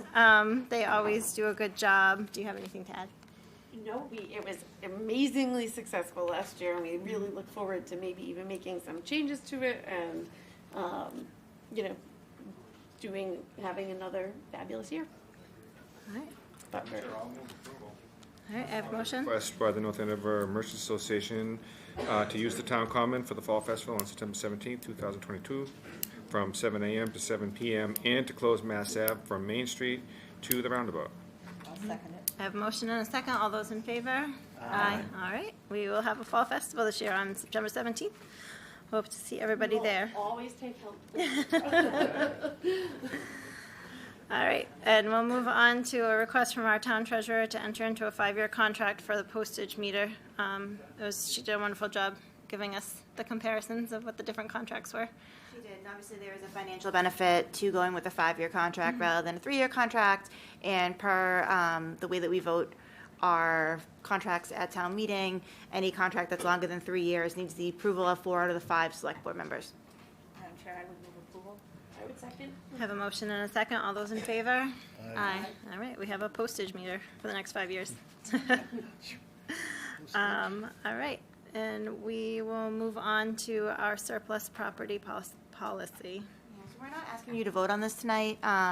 We just wanted to give you a general idea of what we would be bringing forward if the bylaw change passed at town meeting. So if you remember from our last meeting, we had a discussion about a potential bylaw change at town meeting that would remove the surplus property bylaw language that currently exists, and instead would have the select board creating their own policy that would be complying with Massachusetts General Law, Chapter 30B. Laurie drafted this policy to give you and the town an idea of what that policy would look like, but we don't think it makes sense for you to vote it until after town meeting. Can you just, how many items do we get that are over $10,000 that we would surplus? Not many, None, mostly yeah. vehicles. When I say mostly vehicles, I mean mostly fire trucks. I can't think of much more other than that, or property like a real estate. Other than that, we really don't see much that has a value of over $10,000. So you think of anything else? Yeah. Real estate would be separate. It would kind of fall under the bylaw. So yeah. So really not much. And do most towns do $10,000 in line Yes. with the state? Yes. Any other questions? Makes sense. All right. Our next item is to add our town council as a special municipal employee because it was left off last time. Yes, that was a clerical error on our behalf, so we apologize. You need a motion for that, Madam Chair? I do. Okay. Move that the select board appoint Ryan, I'm sorry. Move the select board declare town council as a special municipal employee. I'll second that. I have a motion and a second. Any further discussion? Nope. All those in favor? Aye. Passes 5-0. All right, I'll move over to our, to an appointment of Ryan Hale to the Conservation Commission. Does our subcommittee have any comments? Yeah, I mean, we interviewed Ryan a couple of weeks ago, and just amazing qualifications in conservation, and we're just really thrilled that he's willing to step up. It's almost like having David Ortiz play on your softball team. You know? So he's going to be quite an asset to the team. He's got an extensive resume in conservation for different communities as well as the state and private concerns. So it's a great addition to that board. And as always, we're very grateful that so many members of our community volunteered to step up and join these boards and commissions. So we're very happy to have Ryan. His background is It's phenomenal. amazing. It's like you couldn't have written a better one. Right. So with that, I would move approval. I'll second. I have a motion and a second. All those in favor? Aye. All right, welcome to the Conservation Commission, Ryan. Time for the wet season. All right, now we have a request from Gregory Messerian from the Armenian National Committee of the Merrimack Valley to raise the Armenian flag at the town common from April 22nd to April 30th. Is Gregory here? I do not believe he's here. No. This is either the second or third Yeah. year in a row that we've done this. Yeah. It's a blur. We've done proclamations. Yes. Yes, yeah. Last year. He al- yes, Proclamation, he also yeah. requested a proclamation. Every year for, like, the date every year, and then you wouldn't have to do it again if you wanted to do it that way. Oh, okay, okay, And this will be held on April 22nd. okay. All right. Do I have a motion? I move approval. Second? All right, I have a motion and a second. Any further discussion? All those in favor? Was the motion to keep it in perpetuity? To proclaim, it says the motion, the suggested motion was to proclaim every year on April 24th to be known as Armenian Remembrance Day. Remembrance Day, yep. Okay, Yes. just wanted to So clarify. now it's in perpetuity. Got it.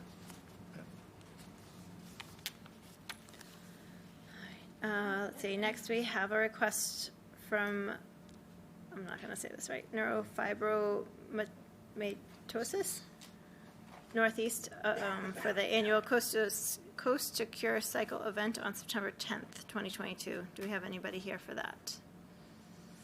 No? Madam Chair, the application is in order. And I think we do this every year as well, correct? Yes, ma'am.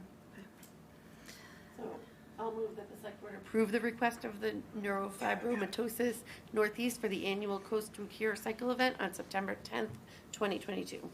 I'll second that. I have a motion and a second. All those in favor? Aye. Passes 5-0. All right, we're on to batting cages again, and I believe that Rick Green is here to talk to us about that. I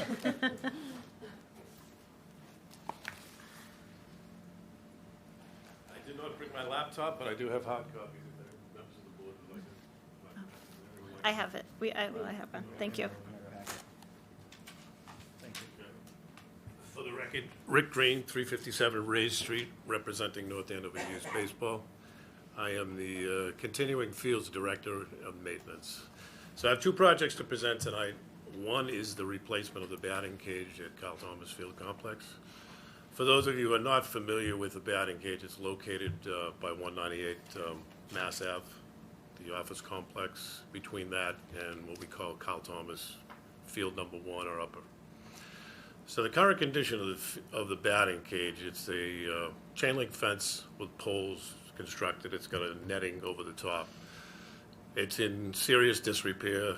The fence fabric is damaged, but more importantly, it presents a safety hazard to the children and also the people who throw batting practice. What happens when the children hit the balls is it ricochets off the railing and presents a serious safety concern. So what we're looking to do is we're looking to upgrade this facility. And I did have a butters meeting on March 20th. I think I passed out about 35 letters, which is attached in your package. There wasn't too many abutters that came. There was 4 of them.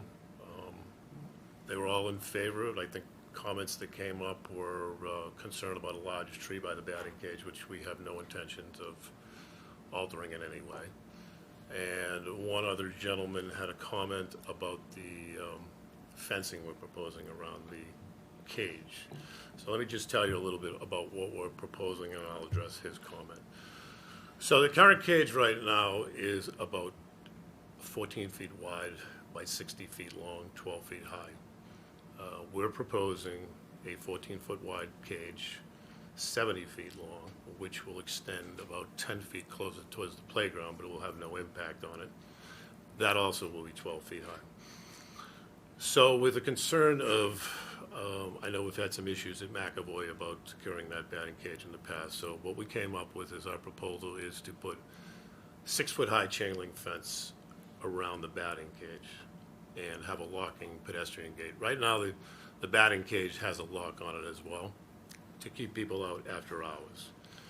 So with a locking pedestrian gate, we're able to keep people out and provide some security for that batting cage as well as keep harmony with the abutters. I think everyone was in favor of that. We had proposed, I originally proposed about 5-foot walkway around the batting cage, and one of the comments from the abutters is if we could shrink it, so I shrank it down to 3 feet.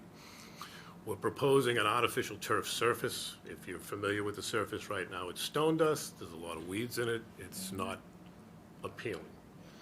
So I think by putting in the artificial turf, similar to what you see in a lot of batting cages or what you see on the high school fields, It should give us a nice clean appearance, and the good thing about the batting cage is the ground sleeves, there's 8 of them, and we're able to take down the rest of the batting cage during the off-season, so there really won't be too much there for the neighbors to look at. So, in terms of the abutters, that was really all the comments that came up. Again, there wasn't too many of them, but from general consensus I understand is most are in favor of the batting cage because it'll improve the area. And also, I did notify the owners of 198 Mass Ave, so they are aware of it. We're going to do some nice gestures for them this year. We've got them a field sign, and they'll be recognized on opening day. So I think, in general, they're in support of it, too. So that will, that's our proposal over there, and I'll take any questions on that before I go into the Sharpness Pond batting cage. So just say, over time, probably less maintenance. You have to deal with the stone dust, the weeds, Yeah. and the hazard pieces, obviously, really the Yeah. most significant. What I hope to do, if we're able to get the labor, is to put like a concrete curb around and actually have the fence post in the curb and then kind of lock in the turf, is what I hope to do. Okay.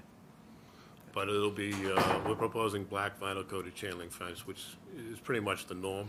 Right now, it'll have a nice appearance. I have two very excited boys and a husband that is very excited to see this going in. And I can tell you, Laura, that I hope that we're going to improve the walkway. Yes, that would be wonderful. Eventually, it may be later this fall, but I think we're probably will try to pave a walkway Yeah. from up around the batting cage. If you didn't notice, we got a couple of new bleachers. Yeah, I did. too. Yeah. So those were donated. What do you think the timeline is for this little project? Which, thank you for doing such great due Um, diligence with the neighbors and. I'm going to say sometime in June. Cool. Great.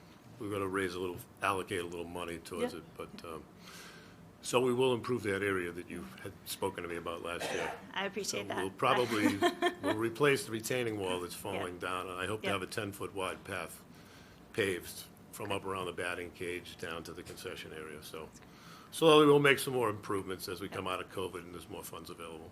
Yeah. The grandparents will be very grateful. I know they will.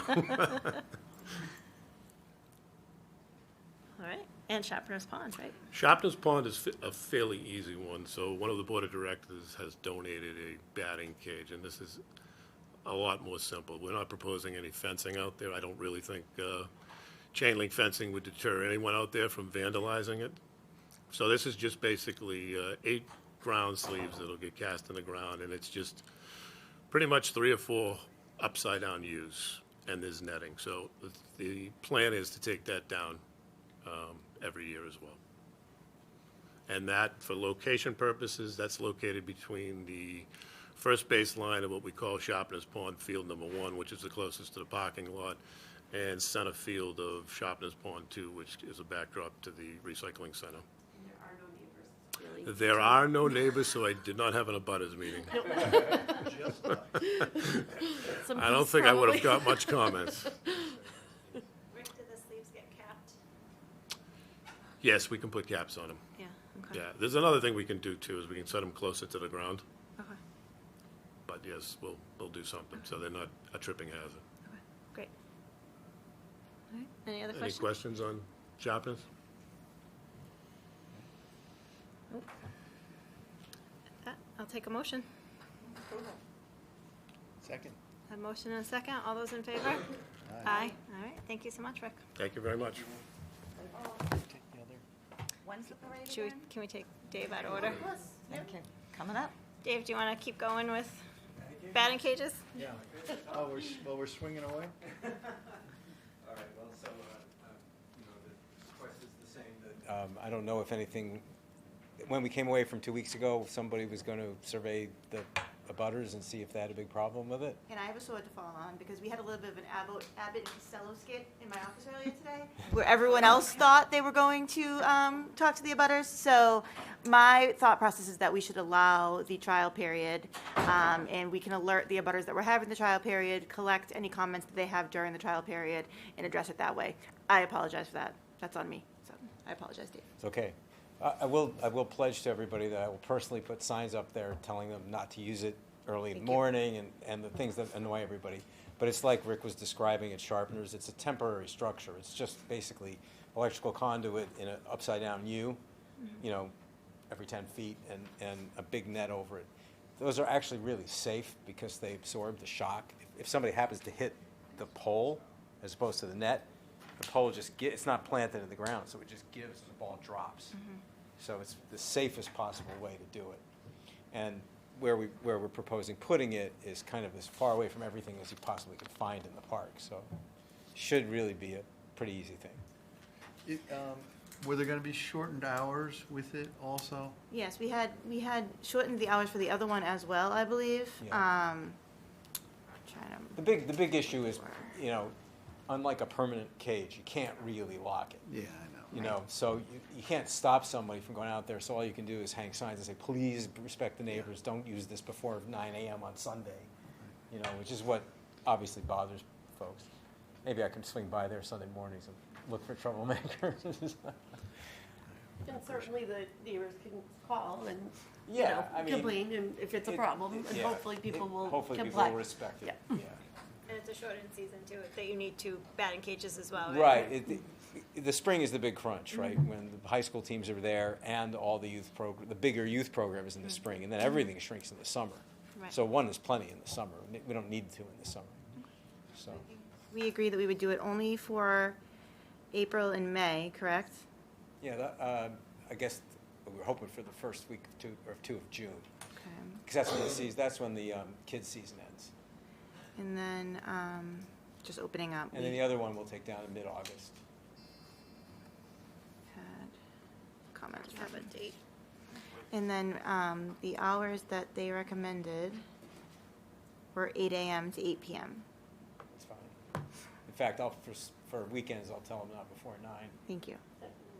Because there's no need for that. You know, we won't be using it that early. I won't be using it that early. And we'll do letters to the abutters, letting them know that it's on a trial period, and to send any comments to Rick Gorman. No. That's better. I thought you were going to send them to me. To me. Well, thank you, everybody. Thank you, Jim. Until May 30th? Is that what we're looking like? Is that Labor Day, Memorial Day weekend? Or are you looking for June Well, 6th? for the youth program, it would be nice if it could be through June 15th. June 15th. Because that's when they end. The high school's done, most of the high school. Well, varsity hopefully won't be done by then, but sub-varsity will by May 15th, 30th. June could do 15th it. if possible. We could do all the hours, 9 a.m. to 8 p.m., couldn't we? And the kids are in school. Yep. I don't think, That's a very good idea. I don't think, unless there's field trips going down there.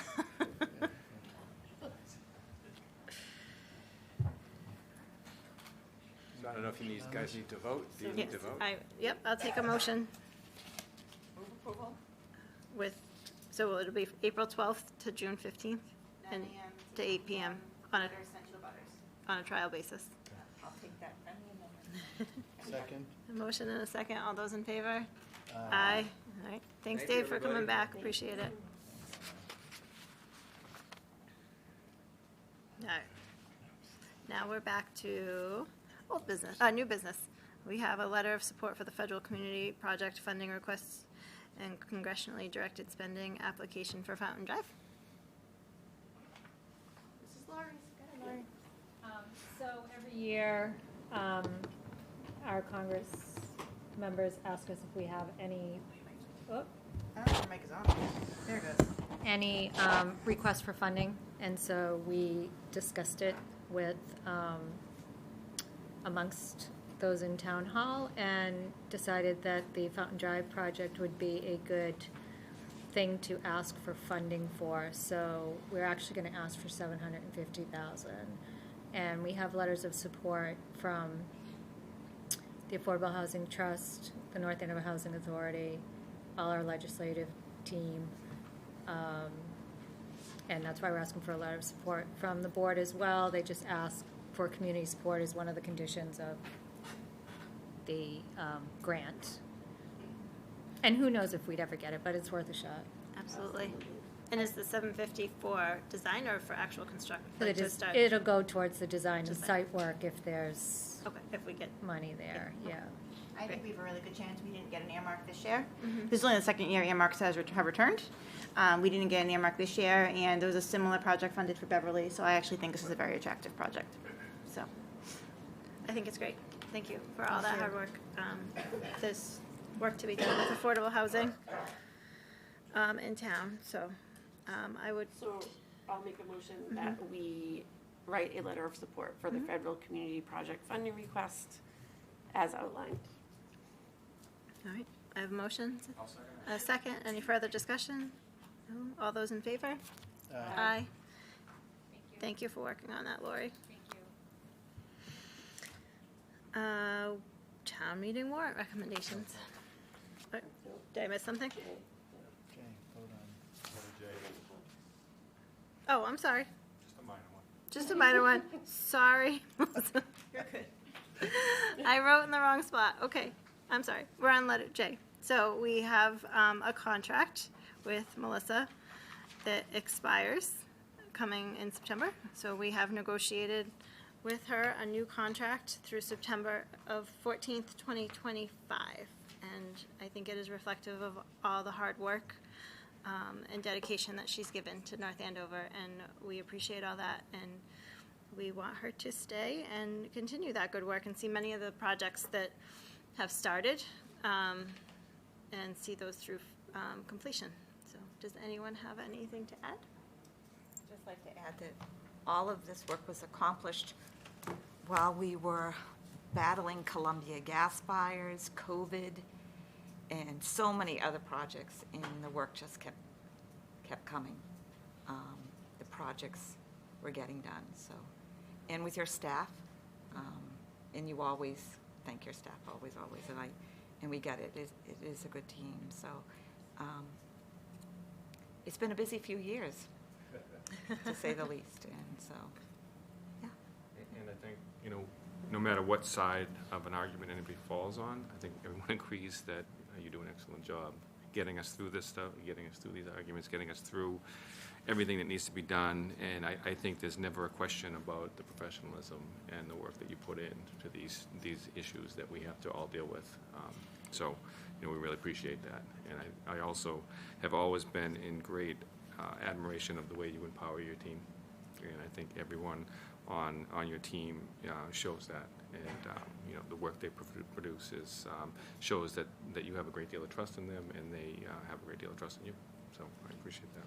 Along the same lines, I always am impressed with your collaborative nature and how well you do, again, work with your team, but also listen to everybody's concerns. So I think that is how you've been able to make so much progress and accomplish so much in the time that we've had. So we appreciate it. All has been said, but I think one of the most outstanding things is really seeing the drive and the spirit and the creativity that this town hall and the staff has put in over these years with challenges that, you couldn't draw up. And to be able to deal with that in a rational and caring way really just says a lot about you, but really about the whole staff. And I would just add, if people, being a chair and working with you, if people only knew how much you see here in the meeting, you can't imagine the heart and the care and the attention that you don't see, but goes into what you see here. And it's just, we are fortunate. So this is like the easiest decision I think we can make this year. So thanks for giving us at least one easy one. I think deference to the town. I think we made, one good decision here, at least tonight, right? So thank you, Melissa. Thank you. With that, I'll take a motion. Madam Chair, I move the Select Board approve and sign the contract through September 14th, 2025 between the Town of North Andover and Town Manager Melissa Murphy Rodriguez. I'll second that. I have a motion and a second. Any more discussion? No? All those in favor? Aye. All right. Thank you, Melissa. You have a. Thank you. You're stuck with us for a little bit longer. I'm happy. I feel very blessed. Thank you. And I'm only as good as the 162 people I get to work with every day. So thank you. Now we can move on to the town warrant recommendations. Respect, may I please address the board? And My name is Lynn Jacobic. I've been a resident of this town for over 42 years. I wrote my comment, which I believed was supposed to be read into the record with many, many others during the personal comment time, public comment time. And I was sitting at home and realized when you said you would not read them into the record, and I believe they should be read into the record. And I would like to represent all those people who have worked on letters, and you didn't take the time to read them. They are all attached to our agenda. Yes, but I would like to read my comments to you now, if that would be okay. Respectfully, I would please like to do that. Go ahead. Thank you so much. I do appreciate it. Okay. It does say, please read this email into the record, which I understand you would do later. We had over 100 emails. We would still be reading them. So Well, that's okay, but then you should have postponed the vote until maybe next meeting. we did limit everything to 3 minutes, so Okay, well, I'll try. Members of the Select Board, I am Lynn Jacobic, and I own 2 houses that abut the Royal Crest property. I have lived on Berkeley Road for over 40 years. I currently reside at 105 Berkeley, and my son's family, including my 2 grandchildren, ages 7 and 9, reside at 57 Berkeley. The massive overdevelopment project will have a devastatingly negative impact on our quality of life, health, and welfare if it goes forward. I also believe that the negative consequences this overdevelopment will have on North Andover greatly outweigh the positive. The prolonged demolition and construction, which is projected to last 8 to 10 years, and I believe they said it would be 8 in the morning or 7 in the morning till 6 at night, 7 days a week, can have profound health risks for everyone in surrounding neighborhoods, particularly for children. A percentage of microscopic asbestos dust and silica dust will be airborne despite the most rigorous environmental protocols. Respiratory illnesses, asthma, and some forms of cancer may result from exposure. Also, butanes, lead, mercury, and other toxins can seep into the ground waters of communities that are adjacent to the construction site. The constant noise from construction sites, 8 hours per day, can cause high blood pressure, insomnia, anxiety, and depression. Living close to construction sites has also been correlated with increased learning disabilities in children. The developers have done nothing to adequately assess the dangers that construction site exposure may pose to neighbors and Royal Crest residents. The Franklin School playground will also be adjacent to prolonged construction. And then there's the highway construction, and then there's the Franklin School construction, I guess. The development agreement that the board accepted provides $3.5 million for improvements to Franklin School. However, it does nothing to protect our children and grandchildren from prolonged exposure to construction sites. A study and some assurances are warranted. Traffic is another grave concern. Routes 114 and 125 are already congested with traffic and often at a standstill. Traffic studies determined that the proposed plan would triple the number of vehicle trips per day on 114. That's triple the traffic. Adaptive lighting and additional mass transit are not adequate solutions. The adaptive lighting may not even be functional, according to MassDOT, until 2027. The increased traffic and exhaust pose more threats to affected neighborhoods. Entering and exiting our neighborhoods will become much more difficult and dangerous than they are now. I also believe that any redevelopment of Royal Crest should abide by current zoning and remain residential. I am not opposed to reasonable redevelopment of the property that would provide affordable housing options. I mainly object to the inclusion of Merrimack College in the project. College dorms do not belong next to the residential neighborhoods. The Andover neighborhood that abuts the college has reported frequent problems with Merrimack dorm students that range from loud, late-night music and partying to vandalism. I concur. Students who live at Royal Crest under college supervision are wildly undisciplined. I can attest to frequent outdoor late-night partying, loud music, and fireworks. We are often startled by M80s or cherry bombs going off. This may have been what was reported to the Tribune as gunshots, I guess a month ago. Longer bouts of fireworks have become more frequent, and I wonder if some have been college-sanctioned.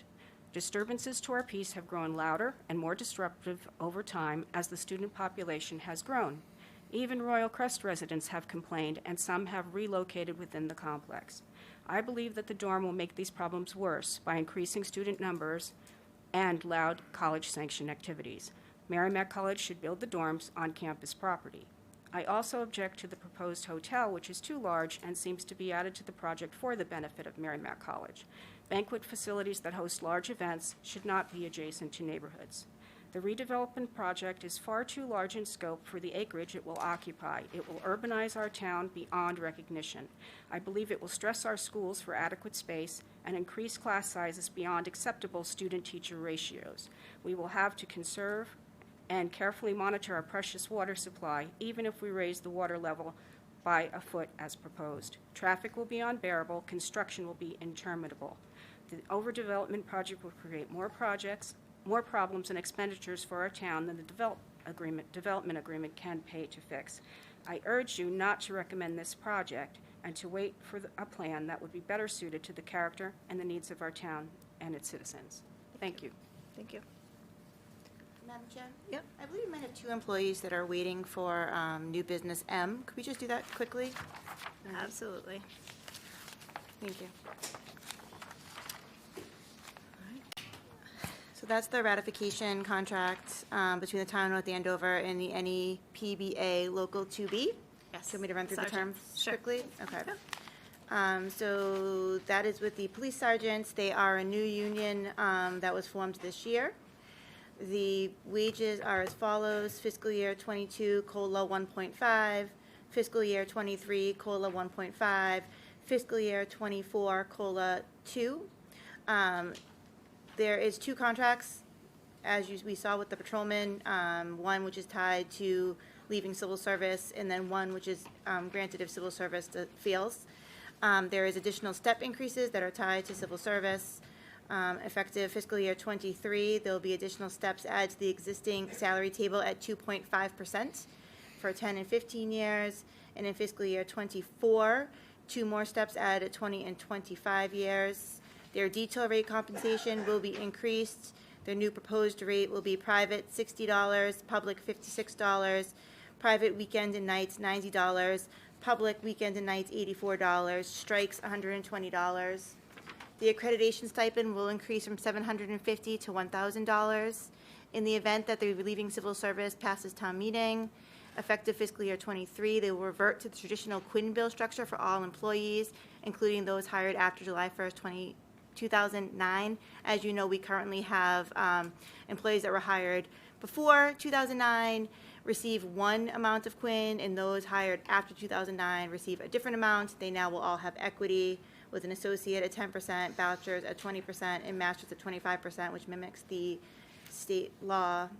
Removal of unit from civil service regulations. They will be removed from civil service. And we will jointly support that article at town meeting 2022. Their residency requirement will be modified to reflect the other units, which will state that they have to be within 15 miles of the town, including residency outside of the Commonwealth of Massachusetts. Their holiday pay will be changed so that they will be eligible to receive holiday pay or holiday leave regardless of their hire date. Right now, employees hired after July 1st, 2012 only receive holiday compensation equal to 1/4 of their base weekly pay as holiday pay, whether the holiday is worked or not. So a lot of what we were trying to do was remedy some inequalities that existed among the employees. And then there were several housekeeping items that were fixed due to typographical errors or to clarify existing practices. So if the town meeting vote failed, the unit would only receive the base wage adjustment to base salaries and the accreditation stipend increase. Thank you.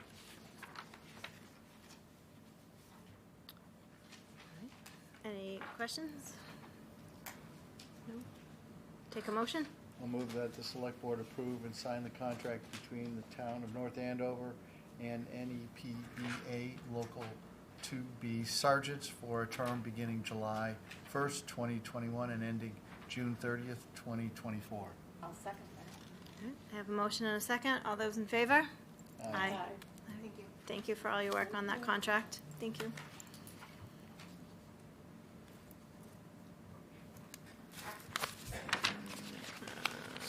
All right, now we're back to warrant article recommendations.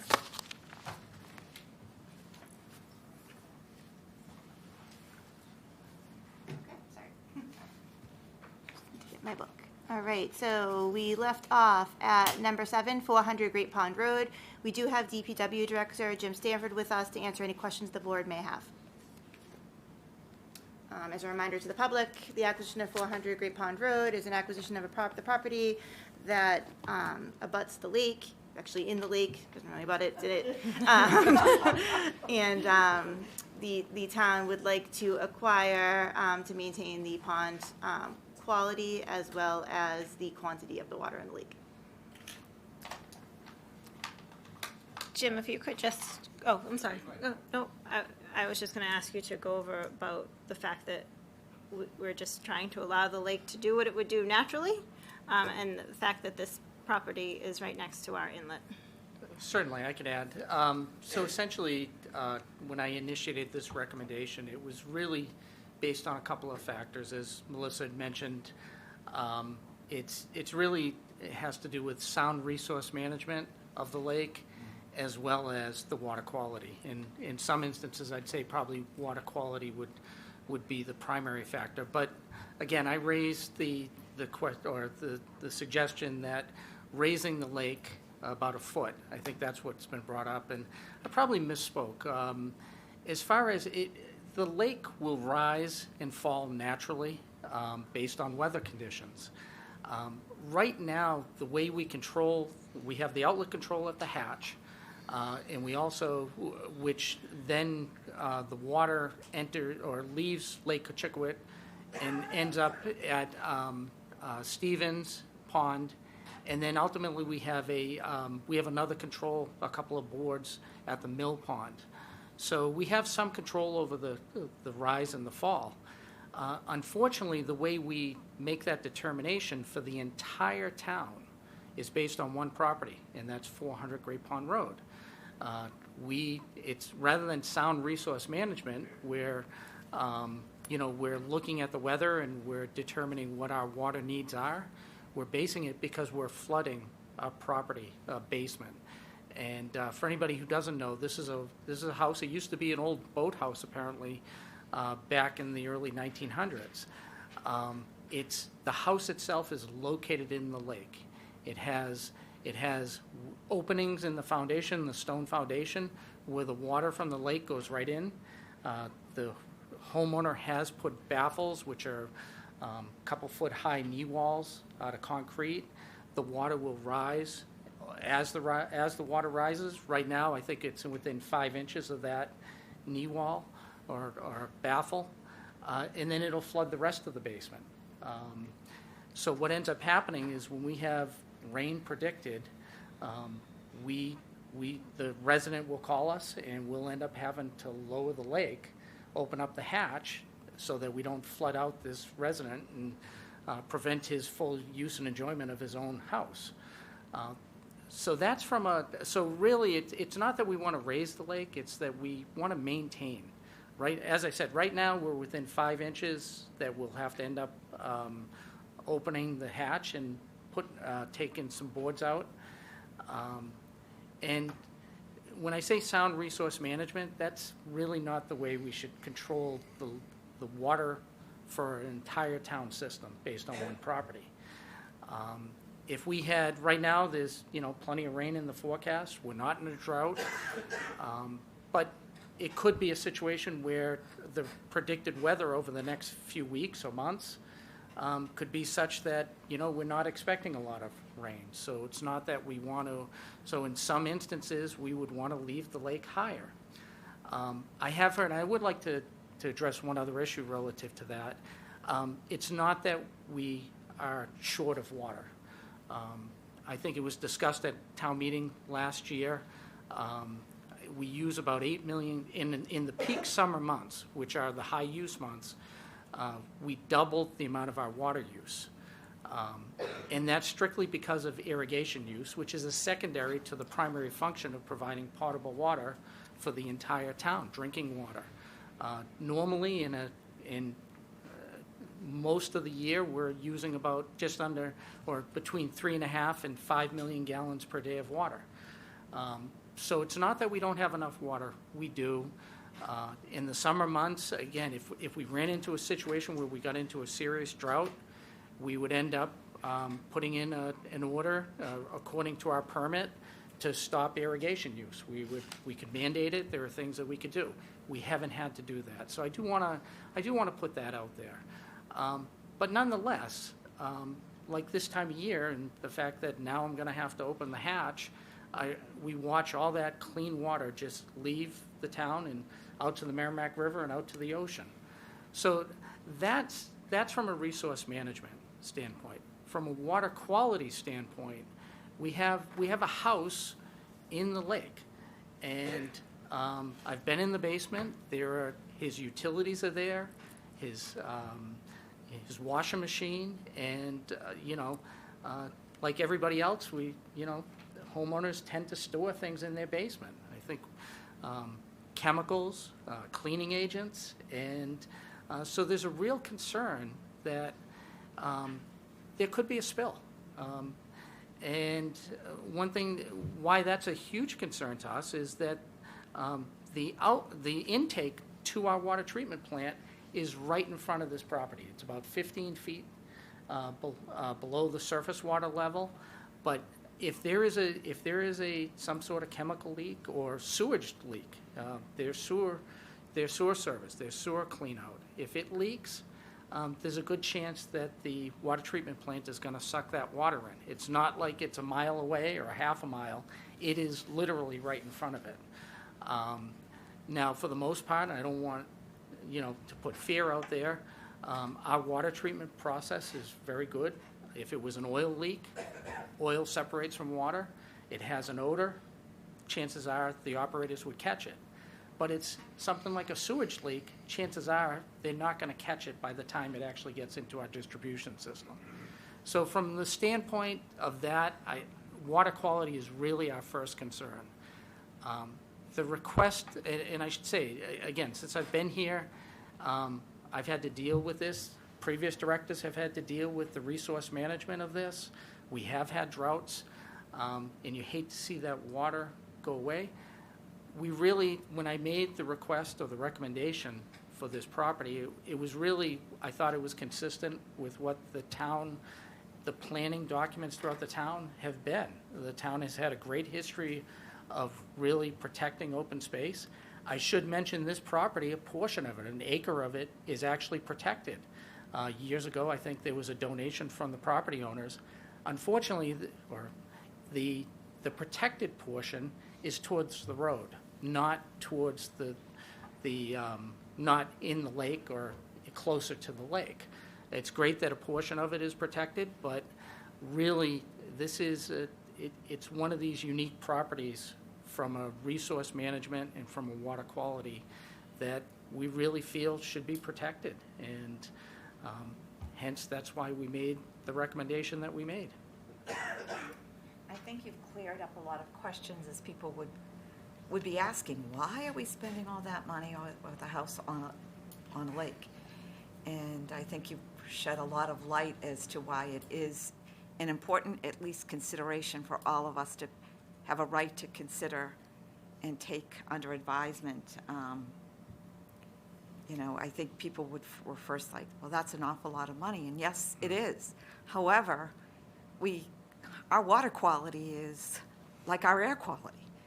It comes at the top of the list of things that are important to people. So I'm glad you're bringing it to our attention with more information.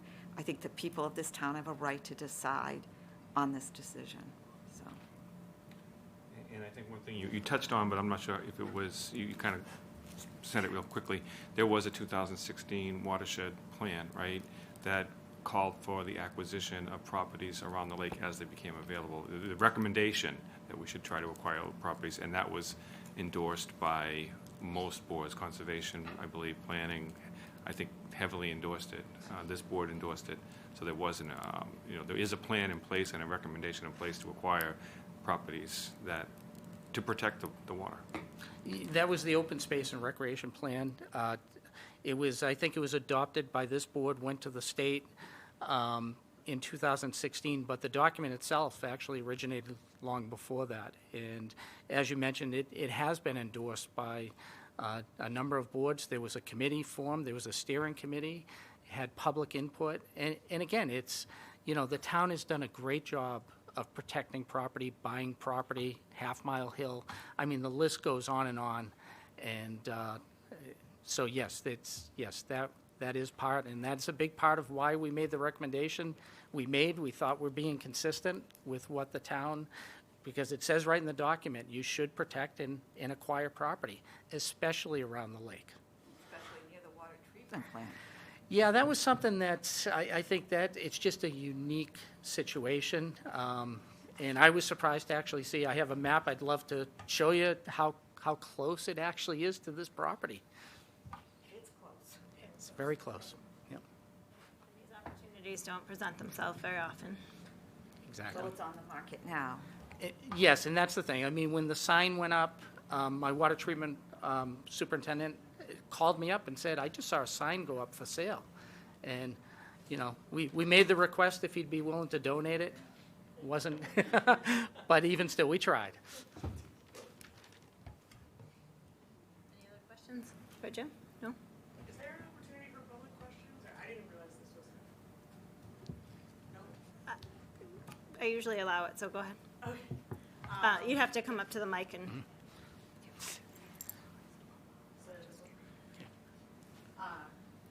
Laura Craig Coleman, 58 Fernwood, from earlier.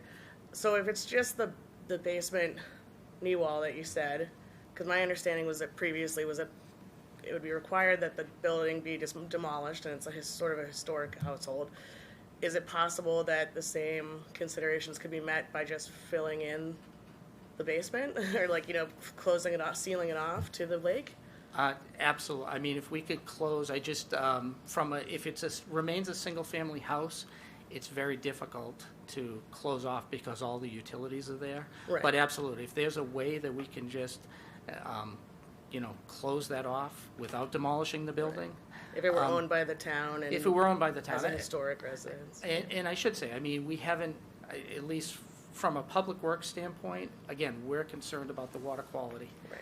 So, you know, how you use the property, it's a beautiful property, it's a beautiful house. Like I said, the photos that the homeowner shared with us of being a boathouse, had no idea. I mean, Right. I've, you know, like many of you, been on Lake Cochicoic for many years, and it just never knew that existed.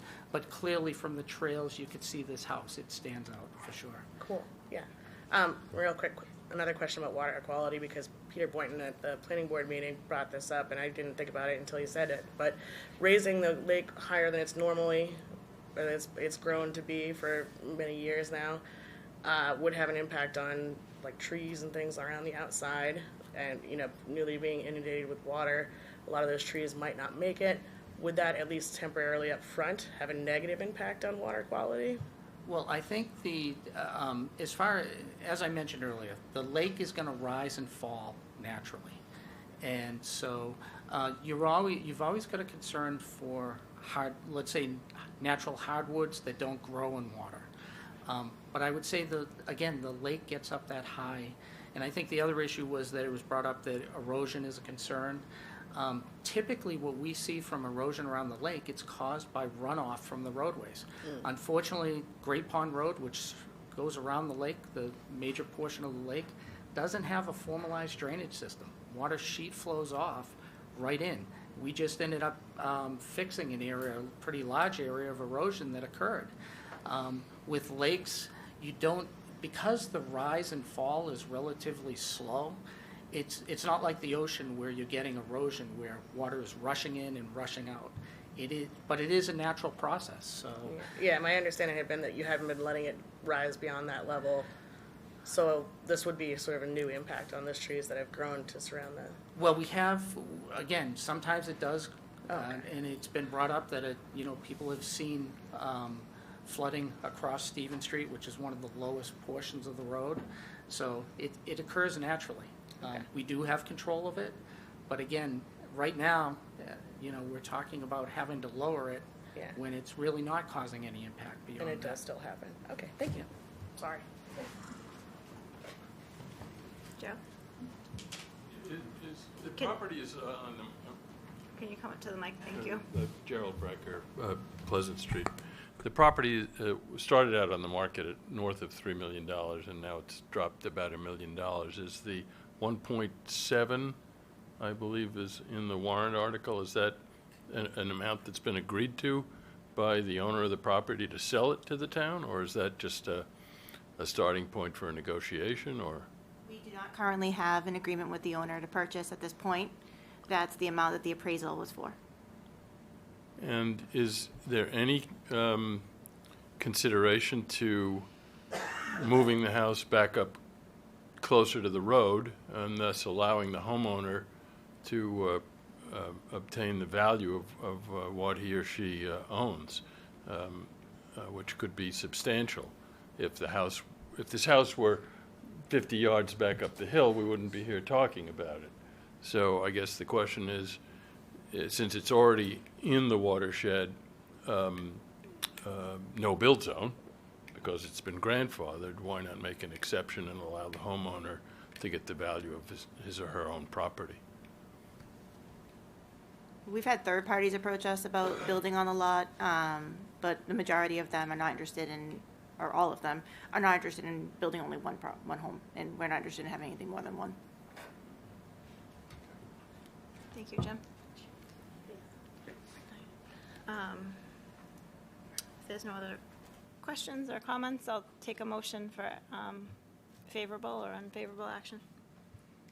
I move that the Select Board recommend favorable action on Article 7. Second that. I have a motion and a second. All those in favor? Aye.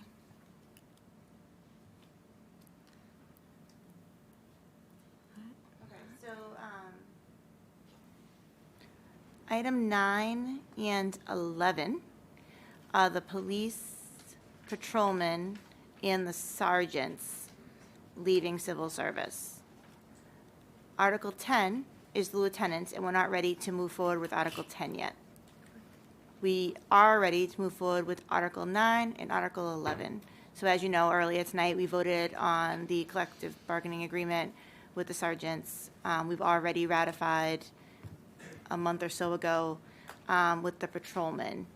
Both the union and the town, as well as the administration, are in favor of leaving civil service for a litany of reasons, but mostly because we want to be able to have more ability to hire. Those people that are familiar with civil service know that when you have one position open under civil service, you're only allowed to interview 3 people for that position. For the police, it's been difficult because not as many people are taking the police exam, and we've unfortunately gotten to the bottom of the list when trying to hire a new patrolman.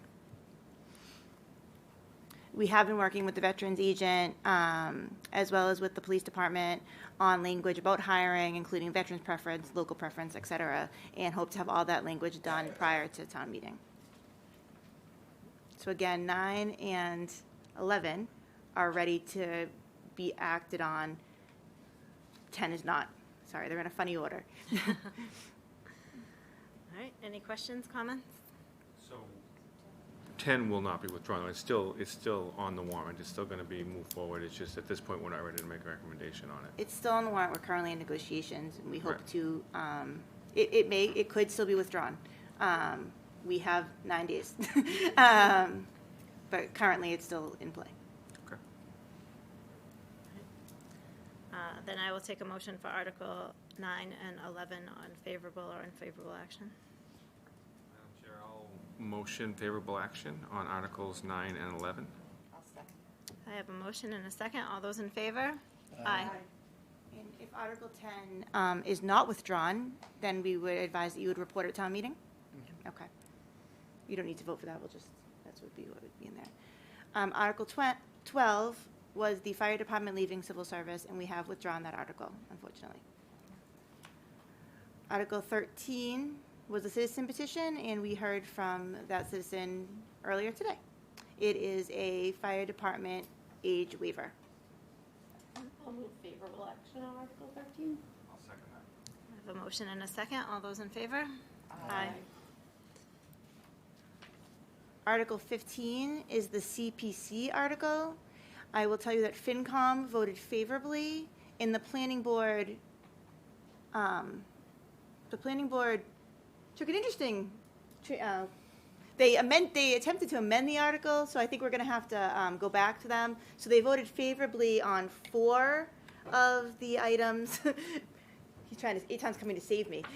They voted favorably on 4 of the items, and then they voted to amend one, which they actually can't technically do. So I think what will end up happening is maybe it will get back to you, and maybe you'll decide to vote unfavorably on that one aspect of it, perhaps? Well, so we didn't know if we could vote unfavorably, partial favor and partial unfavor. So Yes. the planning board was in favor of all of the items except for the boat ramp. After hearing from Mr. Boynton, who has a lot of expertise in that area, we didn't feel like that the board wasn't really confident that putting the new boat ramp in was the best solution. So more of our thought was more of we weren't really in favor of that part. So to change it on that. So but that can come up at town meeting. We just weren't ready to vote favorable on that.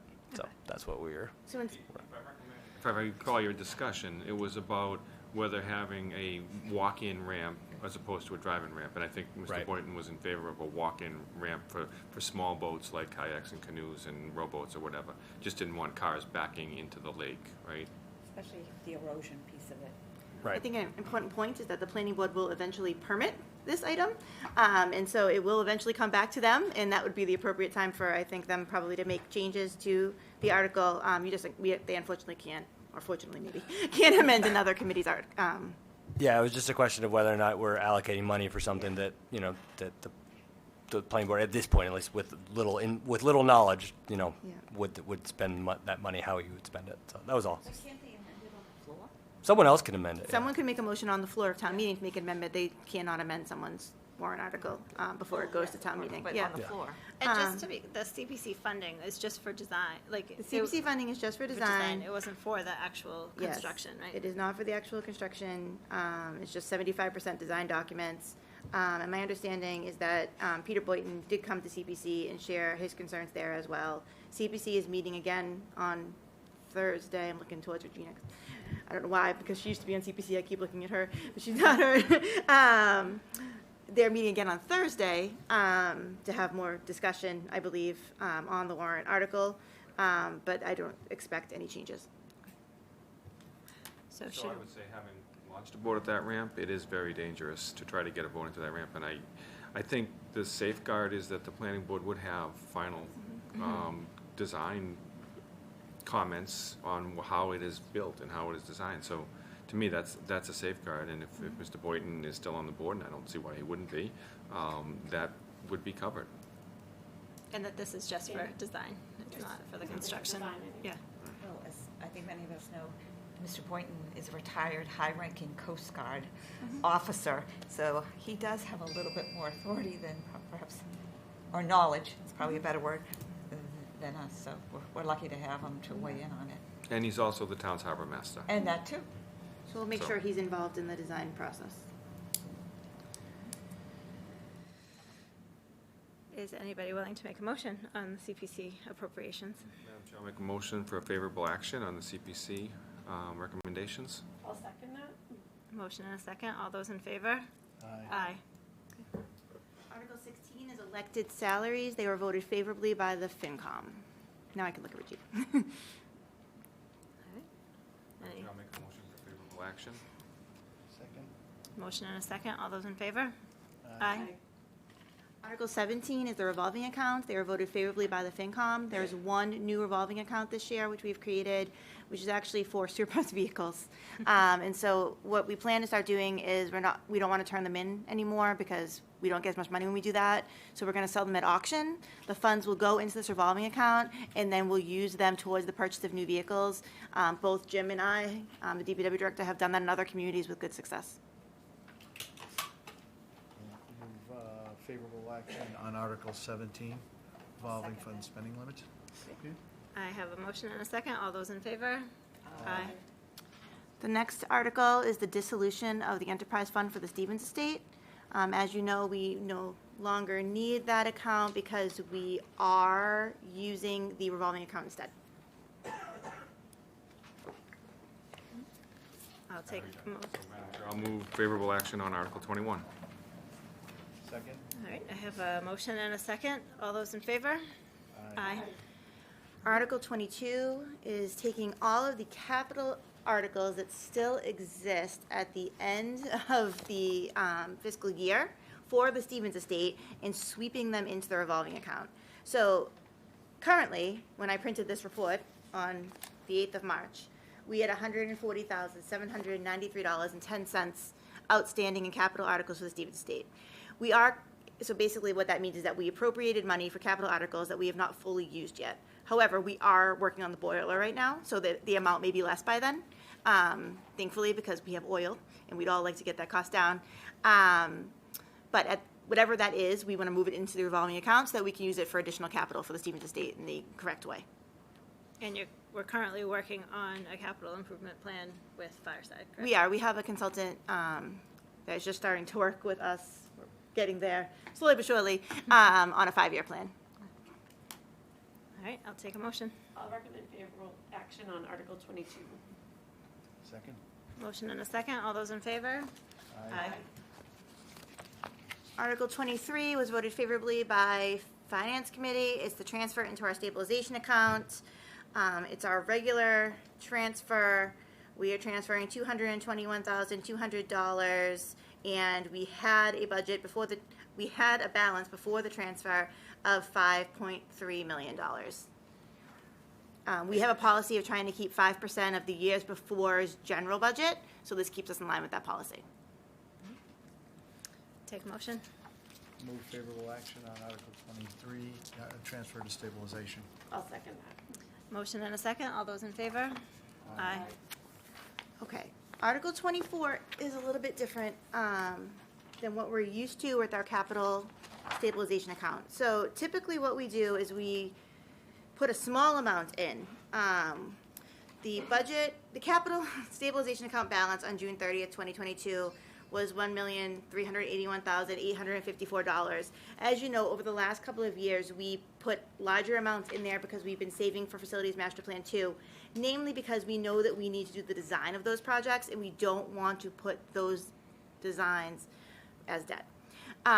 This year's a little bit different. So we had planned on putting $500,000 from free cash into that account. However, we are actually asking to put $3.2 million into that account. The reason being is that, as you know, we have the extraordinary new growth from Amazon, and it's a one-time new growth number, and we're going to decide whether or not we want to raise it again next year and determine how we want to affect the taxpayers.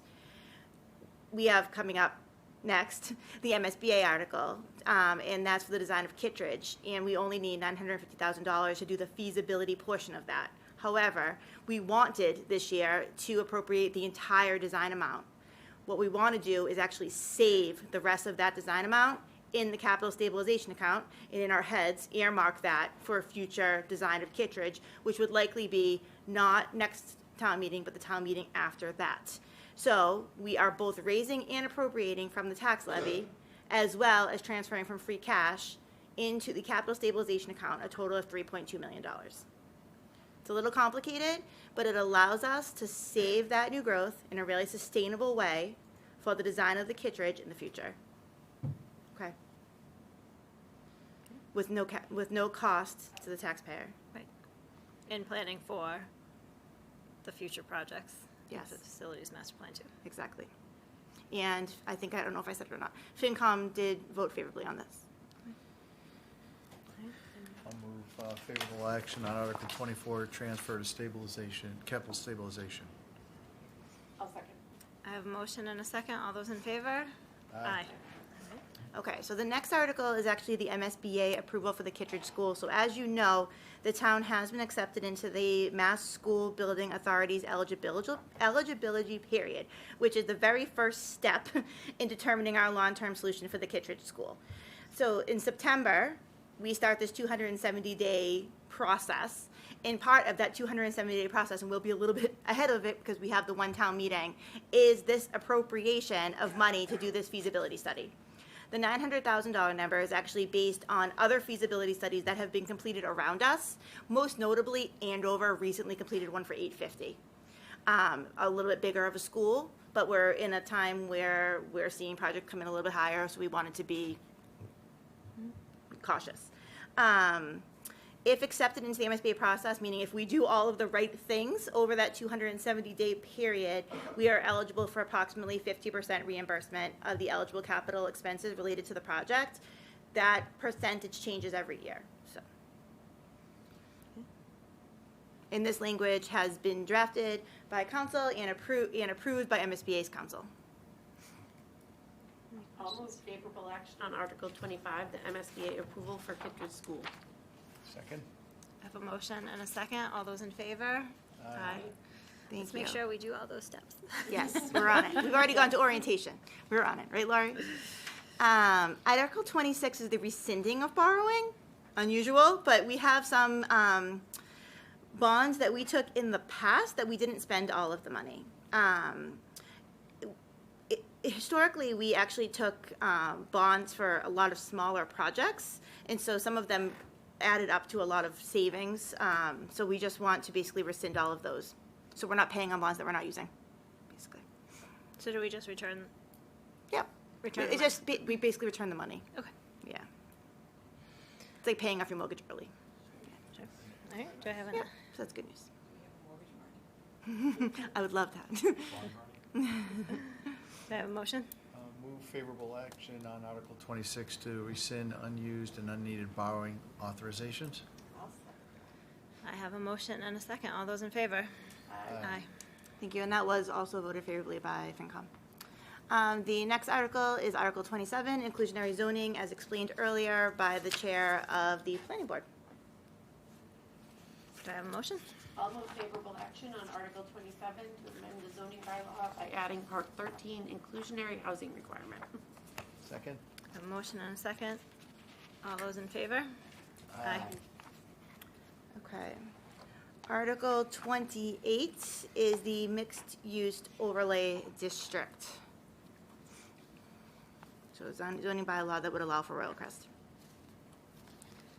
Any questions or comments or?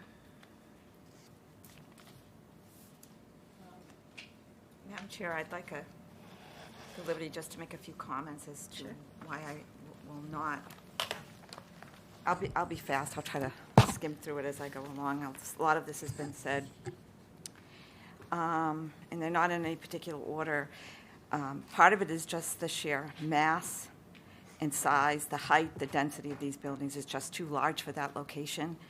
I think you'll find that these buildings are 20 feet higher than some of our highest buildings in town or more.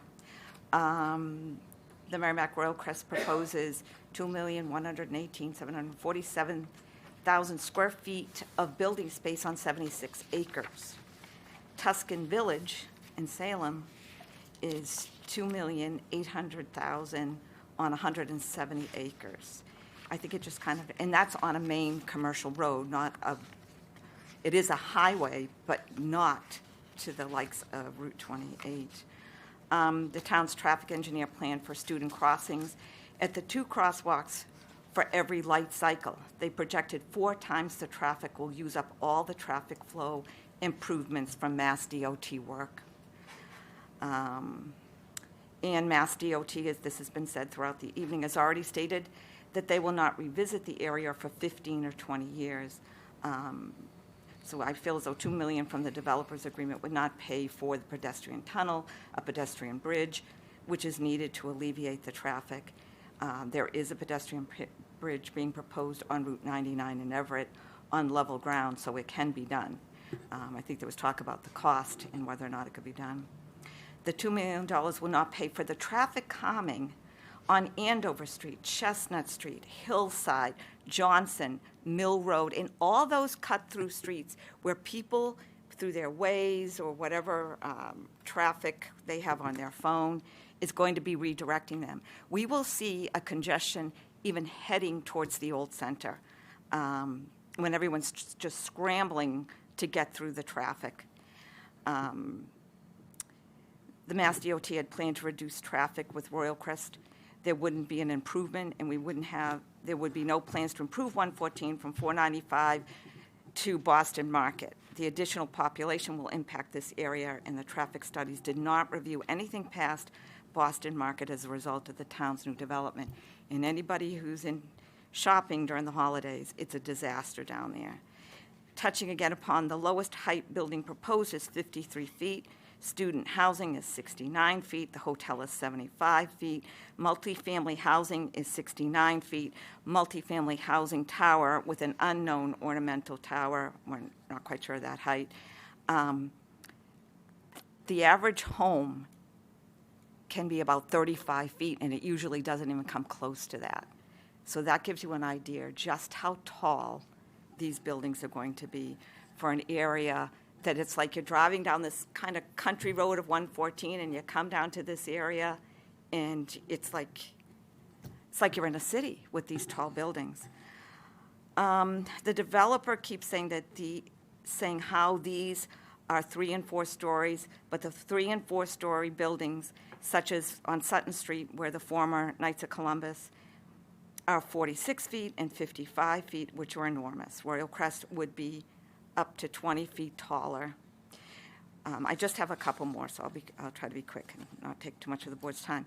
We are this is an interesting point. We are rezoning what's called an environmental justice population zone, which has more than 25% of minority or non-white population.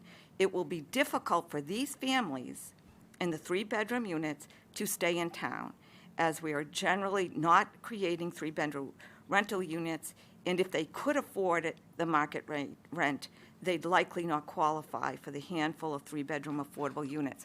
So we hear about, gee, we're not treating our citizens who need, extra help or whatever kindly. We're moving them all out, and where are they going to go? The rents right now are 3 bedrooms, can be well over $3,000.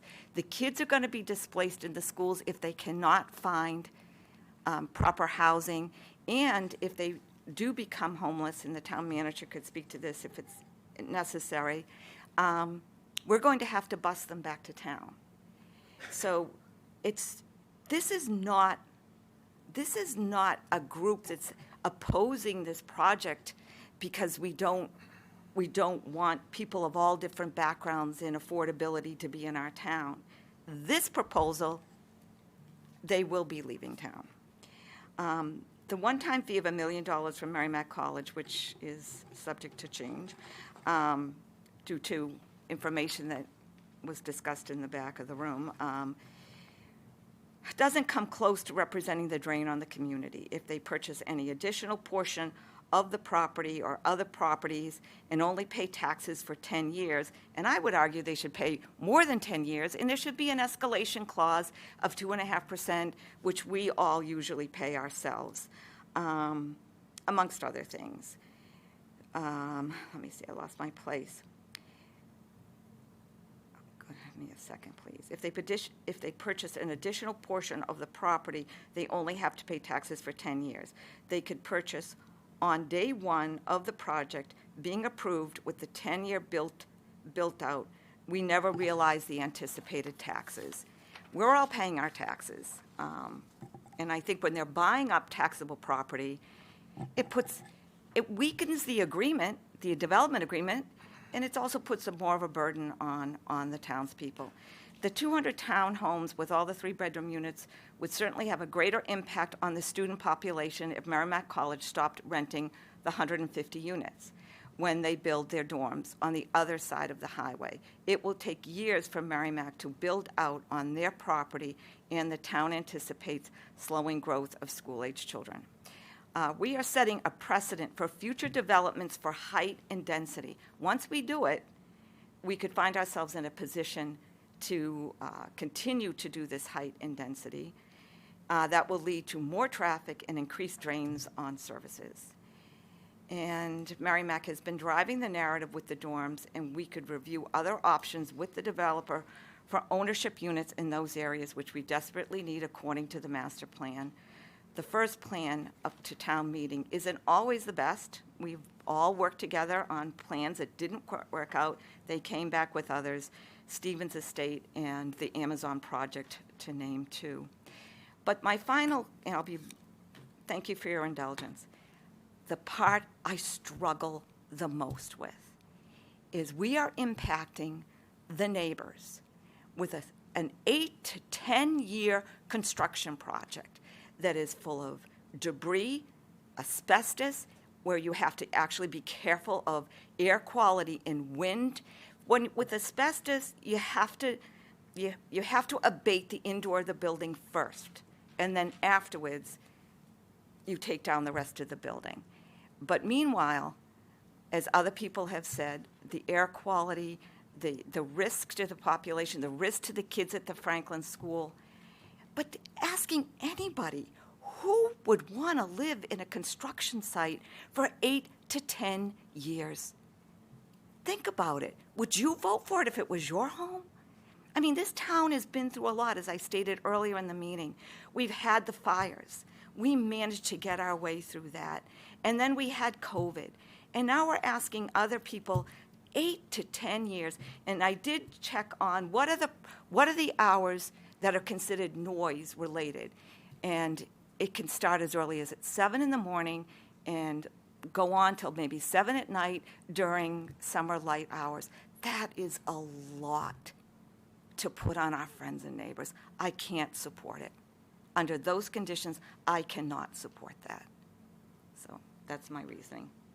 Thank you. I appreciate the indulgence. And Melissa, correct me if I'm wrong, the development agreement, just the developer is going to absorb the costs of any busing Yes. kids that are displaced, Anyone correct? who's displaced or made homeless they'd have to pay for any busing to the schools. That's correct. And they are going to provide us with a plan?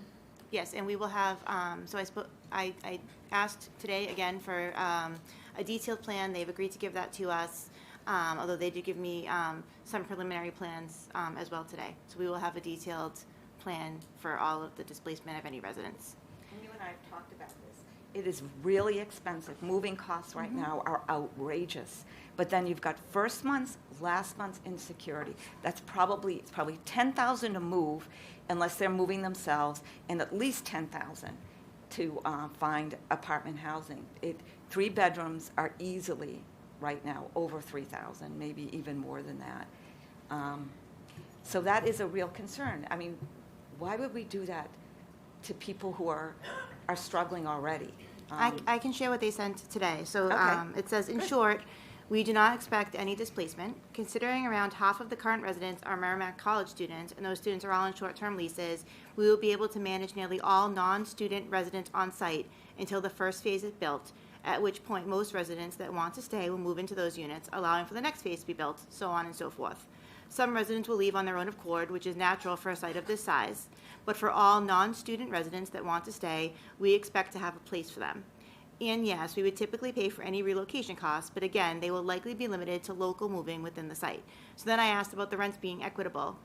And the response was yes, typically. They mentioned that right now rents are really at the top of the market, as we were discussing, but they also mentioned that the total housing cost might actually go down for most people, considering that there'll be the 40B affordable units, but additionally, the new units will typically have heating costs that are 50% or more or less than today. That's Would what that be memorialized in Absolutely. part of the Thank you. development agreement? Sure. It's very encouraging, and you and I have talked about this off and on through the last several months, so I'm glad to hear that there is, we'll see how it goes, but I'm glad to hear that there is a plan that's It's good to have a plan. forthcoming. Yes, Thank always you. good to have a plan. So yes, we'll memorialize that. Anyone else have? So just a few comments. This has all just been a struggle. The weekend, we've gotten so many emails and back and forth. I'll be upfront. I am in favor. I'm going to vote in favor of this. I get 1 vote at town meeting, as we all do. My vote doesn't count more than anybody else's. So certainly, if people are against it, I encourage them to vote no. And people for it, I encourage them to vote yes. Collectively here, of course, we end up making a favorable or unfavorable recommendation, so our collective votes here does translate into a recommendation on the warrant, but at town meeting, we get 1 vote, and that's it, and everyone else gets 1 vote.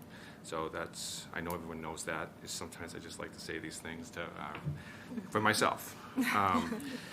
And, I did watch the planning board the other night, and, I have a great deal of respect for every member of the planning board. They did a tremendous job. There was a long process. They stayed with it, and they came back. And I have a great deal of respect for people who can work that hard and then vote against it. I mean, that is something that it takes a lot to be able to do that. I think some of the major concerns that I heard, and I'm not going to get them all, but one of them was density. And I think, the developers have tried to address the density since we originally started working with them. During COVID, I was on the working committee with other members of the planning board and town staff, and we really hammered them on density. We said, and I was very clear with them that the density they were proposing would not fly. It wasn't good. They worked on it. They came back with a different proposal. It was still too dense. They came back with another proposal. And I think that's the one we're moving forward with on this meeting. So I don't think we were ever told them what the threshold density was. So what they have is what they have, and I know it's economically that's what they needed to do. So that's what we have in front of us. So that's what we need to vote on. I think also there were some questions about the developers' agreement at during the planning board meeting, whether it was a good one or not. And the town manager did her due diligence. The way you find out if things are good, you compare them to others. If you're buying a house, you compare it to comparable houses. You're not always going to find the exact same house, but you find comparable houses to determine whether you're getting a good deal or not. And she did that and went out and compared it to other developers' agreements in adjacent or nearby towns that had a similar property, and it turned out this is a very good developers agreement compared to those other agreements. So this did, compare out to be a very good agreement. Finally, I know the vote was 3-2 against on the, but one member wasn't a voting member, and it was 3-3, so it was really kind of a split vote for all the members that worked through it. And now I'm not saying it was a split vote. It was 3-3. Opinion-wise, but the official vote was 3-2 against, so we'll take it there. But it just shows the division that we all have, and I think we didn't ask for a count on the favorable or unfavorable emails that came in, but it seemed to me they were fairly comparable in numbers. I think the town it's going to be a very interesting town meeting and how this is going to go. But it's really a divisive, and I think it's going to be an interesting debate at town meeting. I think some of these things were mentioned earlier tonight too, but I had them in my notes, so I'll just mention it. Master plan compliance. We all got together, created a master plan a few years ago.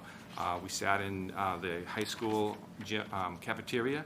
We wrote those little yellow sticky notes, and we had quite a bit of people there and contributing to that. And what came out of that was some initiatives, and that was we need more mixed-use housing, we need more affordable housing, and we need that located on the locations 114 and 125.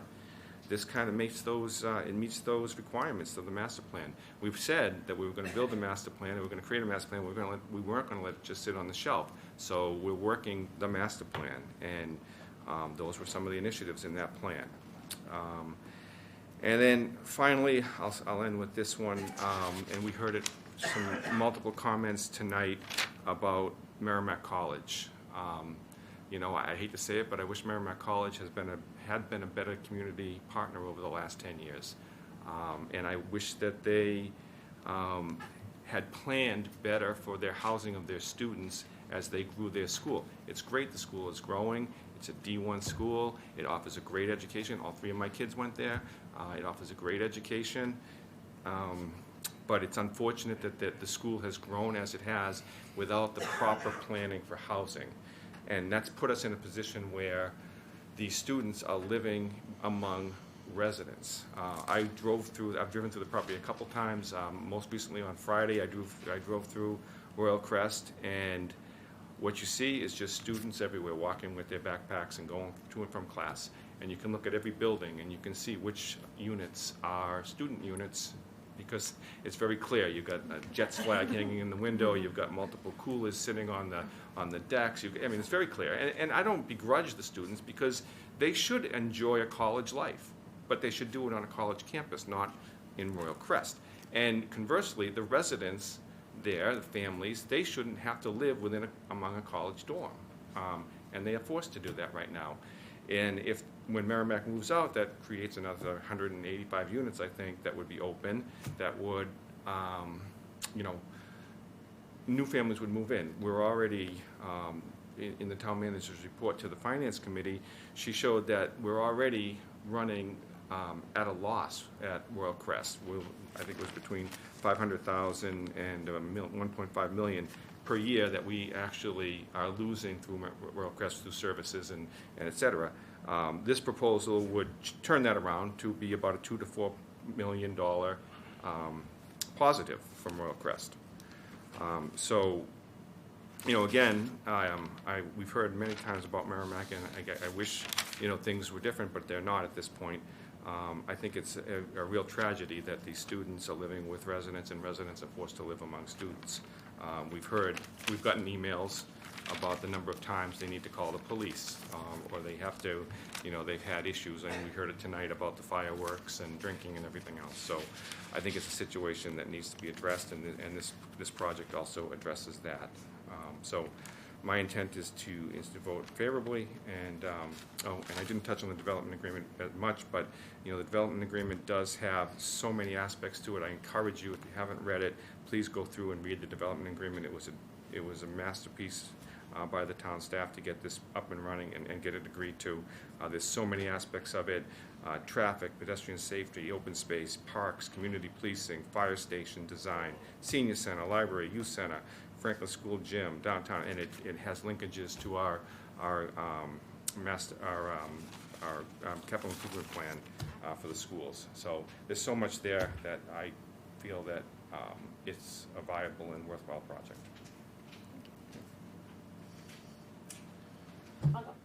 Sure. First of all, I think one of the things that I keep in perspective when I think about this project is I don't think it's perfect. I don't think there's ever going to be a perfect project. None of the other things we have done have been perfect either. And so I look at it through that lens.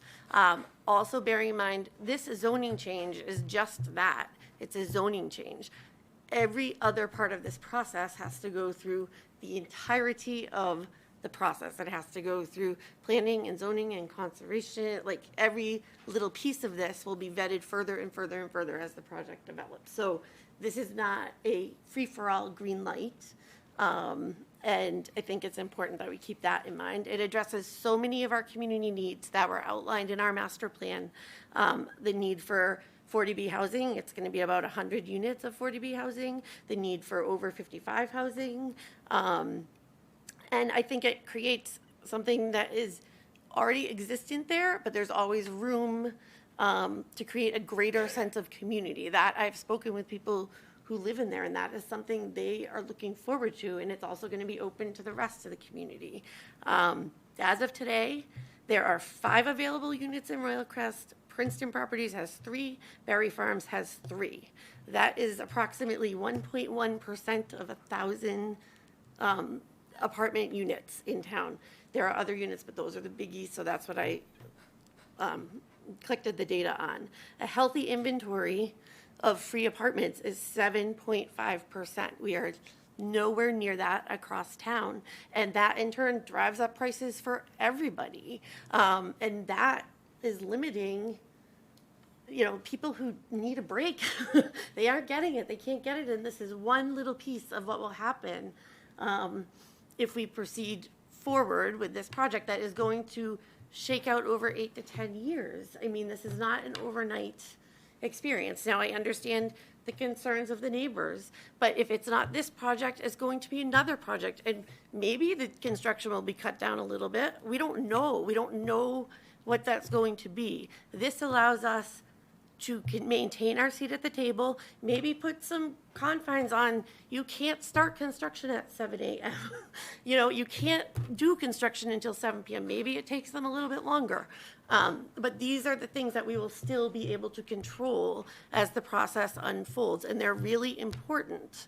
The air quality issues that were brought up earlier by one of our residents, I hear that, but again, these things are not a free-for-all. They are regulated. They have to follow guidelines. You don't get to just throw asbestos out into the air. I mean, and there's oversight to make sure that these things are done very, very properly along the way, and that is incredibly important. It's critical. Nothing can go forward if we don't do it properly. So Traffic is definitely a concern. It's a concern I share. Pedestrian safety, also a concern. Everybody here knows I want the bridge. I'm not, but what is comforting to me is that the plan that has been put in place does not say there's not going to be a bridge. The bridge will be triggered by certain conditions that MassDOT will be monitoring for. And the reason we know that is because part of the development agreement is that there will be an assessment of safety at every phase of the project. And so I still hope that there will be a bridge, and I'm going to beat that to death. But that being said, there are stops in place all along the way. You can't just build a bridge if the conditions don't meet the requirements to have a bridge. So we just have to get there, and then those are things that will happen. They can happen, and it's important that we hold everybody accountable to do that. One of the things that I come back to often is that we do have a poor relationship with Merrimack as far as I see it, but that is a separate issue that needs to be dealt with outside of this project. Putting college students, grouping them together in one area of this complex is a great way. I actually worked in residence life for a really long time. My daughter spent her first year of life living in a dorm in Boston.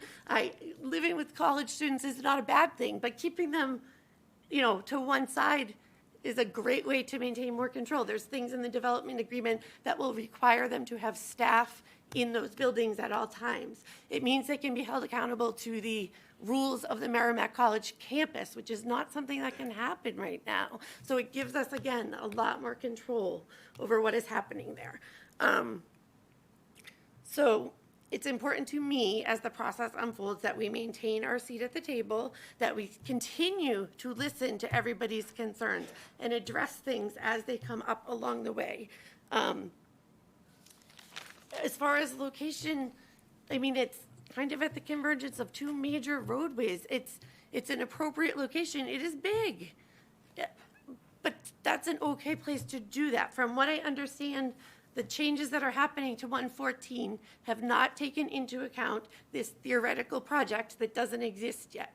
But if we are able to pass this zoning, then maybe they can make some changes to what's going to happen along 114 to better accommodate this project. That ship hasn't sailed yet. So it's really important that we keep that in mind. And the longer we wait, what's going to happen if we miss that boat and then something else gets built in Royal Crest, but 114 has already been redesigned, that's too late. It's not going to work out well for us. So the timing and the convergence of all of these projects, facilities master plan to the 114 corridor, the redevelopment of Royal Crest, they really are reliant on each other. And I think it's super important that we continue to listen as things progress, but there's too many benefits to the town outside of the amazing development agreement, which is, it's important, but it is not the primary focus. And we just need to take it slow. We need to be diligent at every step along the way. And there's too many benefits to the town to turn this away and lose our seat at the table.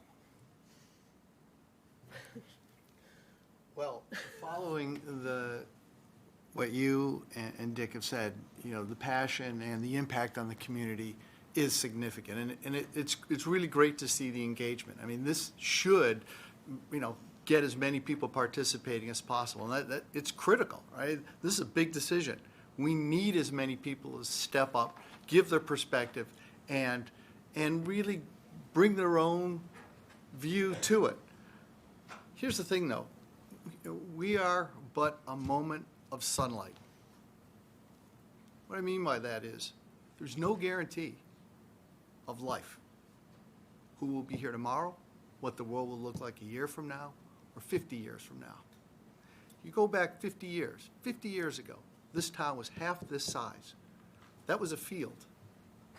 Think about the impact it had on that community. Could anybody have thought in 1970 about the internet, about the way we work, about the way we travel, Route 114?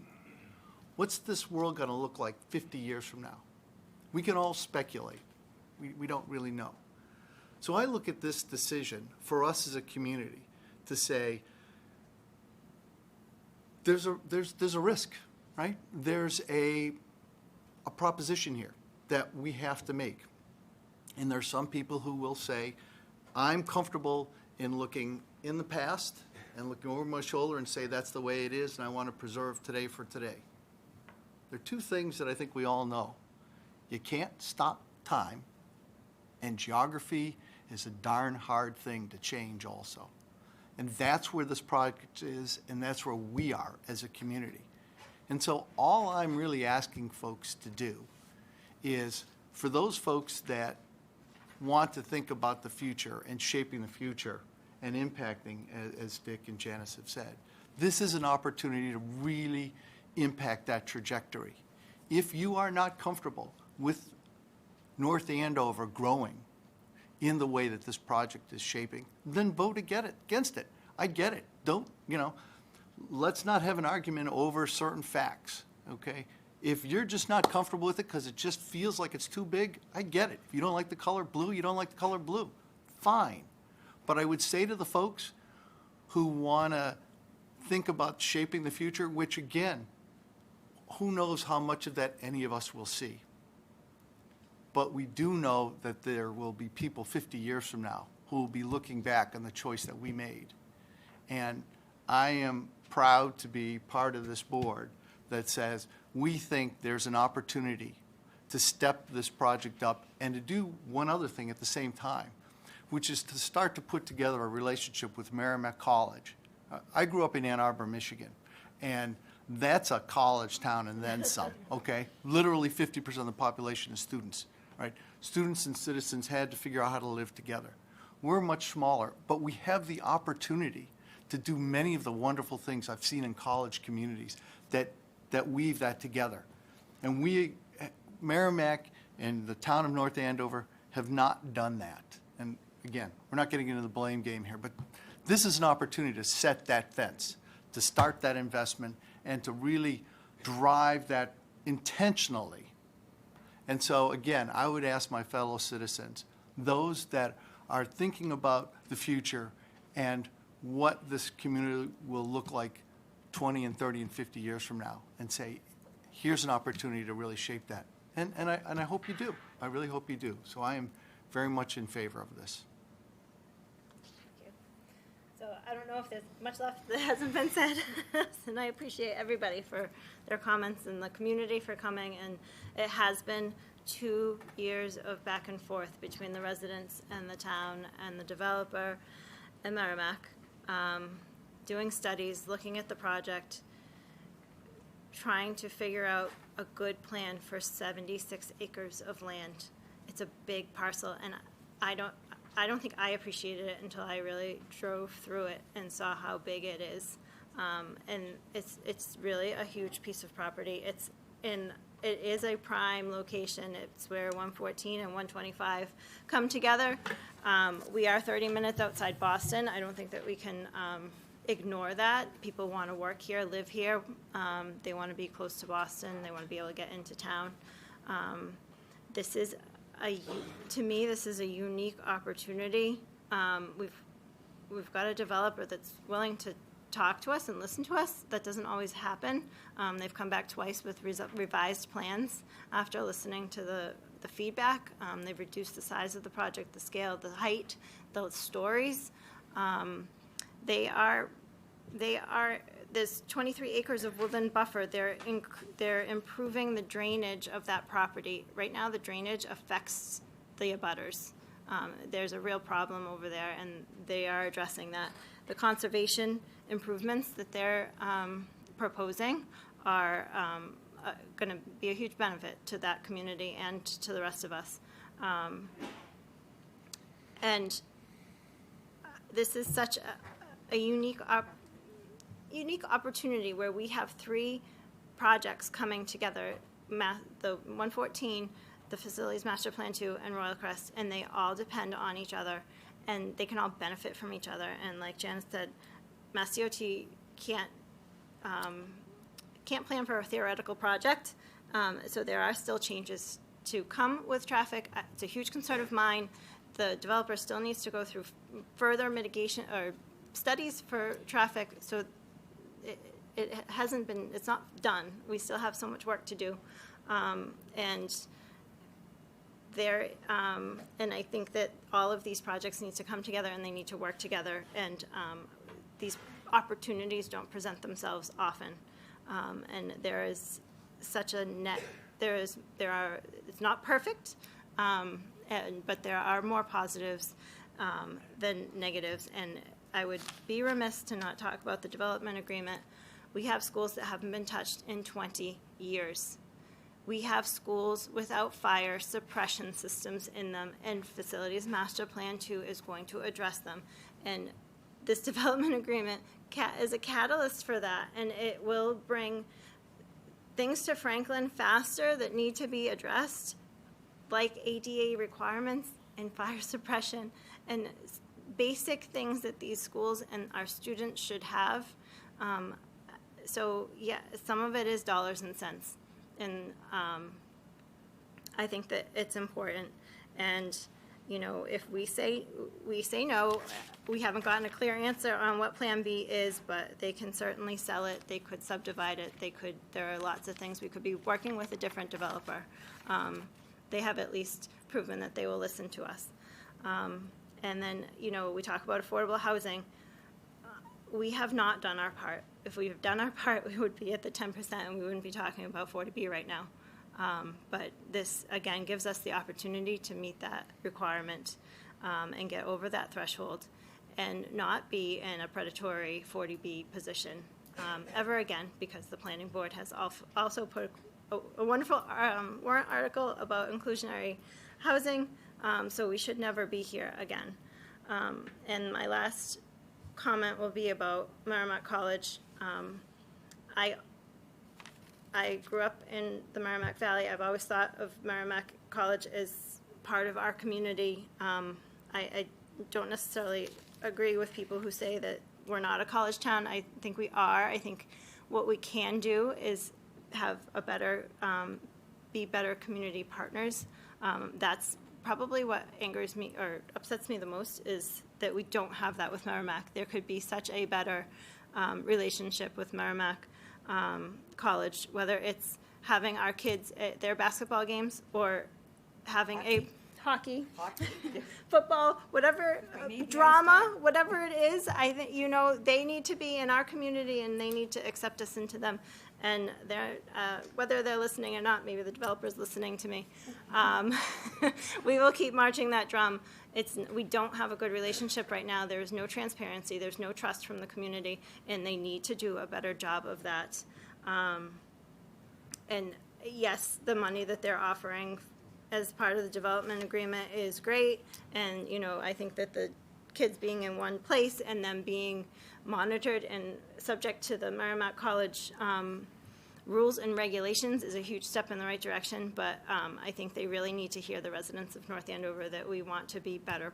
We want them to be better partners with us, and let's all work together. They eat and drink. They eat and shop in our. And, they some of them, the small portion, right? Yeah, shop in the class. Some of them drink in our. You know, so they're here. They're supporting our local businesses, and we want that. But we got to have better conversations, and we need to make sure that those kids can cross 114 safely, and we will keep marching the drum of if it needs to be a pedestrian bridge, it needs to be a pedestrian bridge, and we will keep fighting that fight. So, I will comment, and you brought it up, and Melissa we've talked about it.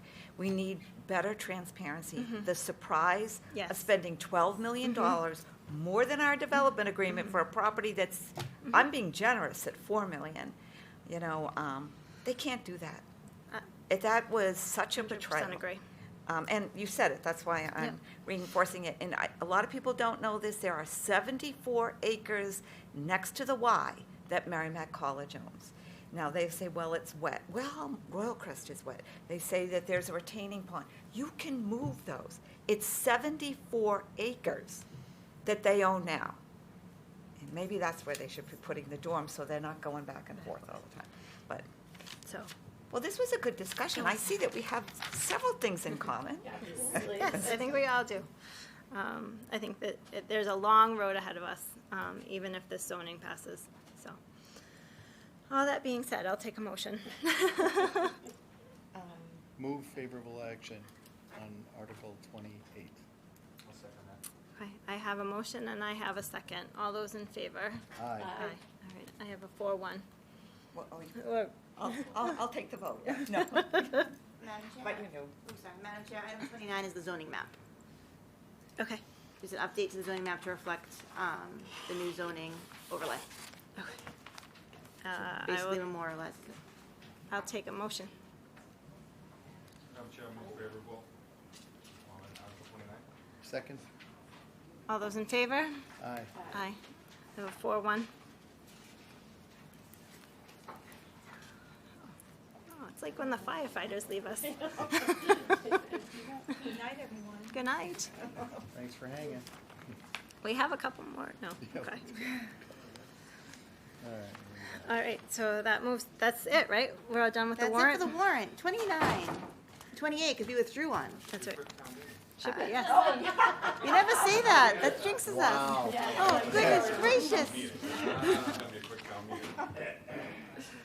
So we did vote favorably on every item except for one which we're going to report at town meeting and one which was withdrawn. Yep. Okay? Okay. Thank you. All right, so that brings us to the updated development agreement with Merrimack College. Yep.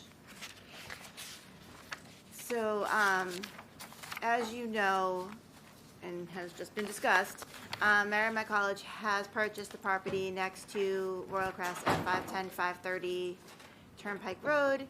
Upon hearing that, we did reopen negotiations for the development agreement, and the college offered an additional $650,000, making a financial contribution of $1,650,000 paid at once upon this issue. Sorry, I don't do well after 10. After 10, I just go like right down. It's not Nothing good. good happens after 10. No, I I have hear little you. kids. I go to bed at 8:30.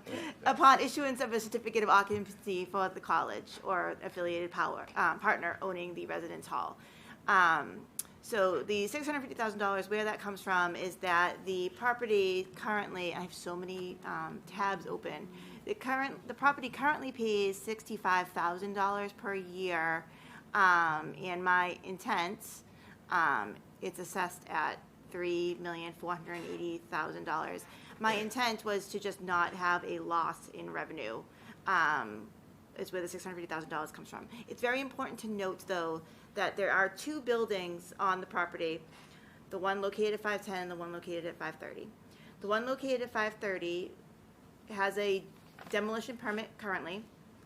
Does not have building permits yet. That will undergo review before they're given any building permits. That one will have an entire educational use. The property located at 510 is the office building.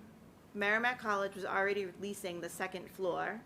The first floor and the third floor are currently occupied by for-profit tenants. As long as those for-profit tenants continue to occupy floor 1 and floor 3, they will continue to pay taxes on those two floors. Our town assessor is having a very well-deserved and forced vacation because he needs to use his time. So I have not been able to accurately quantify what the first and third floor payment will be yet, but until that becomes an educational use and they do have leases, that will continue to have taxes paid on it and will be in addition to the $65,000 or $650,000 payment.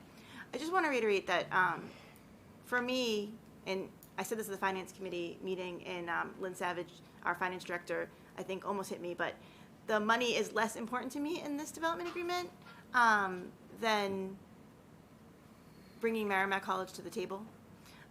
Because if you remember correctly, in this agreement, we're also bringing Merrimack to the table for the first time since I've been here to talk about noise and nuisance and to create rules, guidelines for the property, and also to enter into a public safety MOU, which is required by state regulations that we currently do not have. And so for me, those two items are really most important in this agreement. Not that the $1,650,000 is nice, it's also nice, but I think those two things really are of the most importance to me. So. Can I tell you, and those are the things that we hear a lot of complaints about, so I think you're, and I think that's another thing we all can agree on.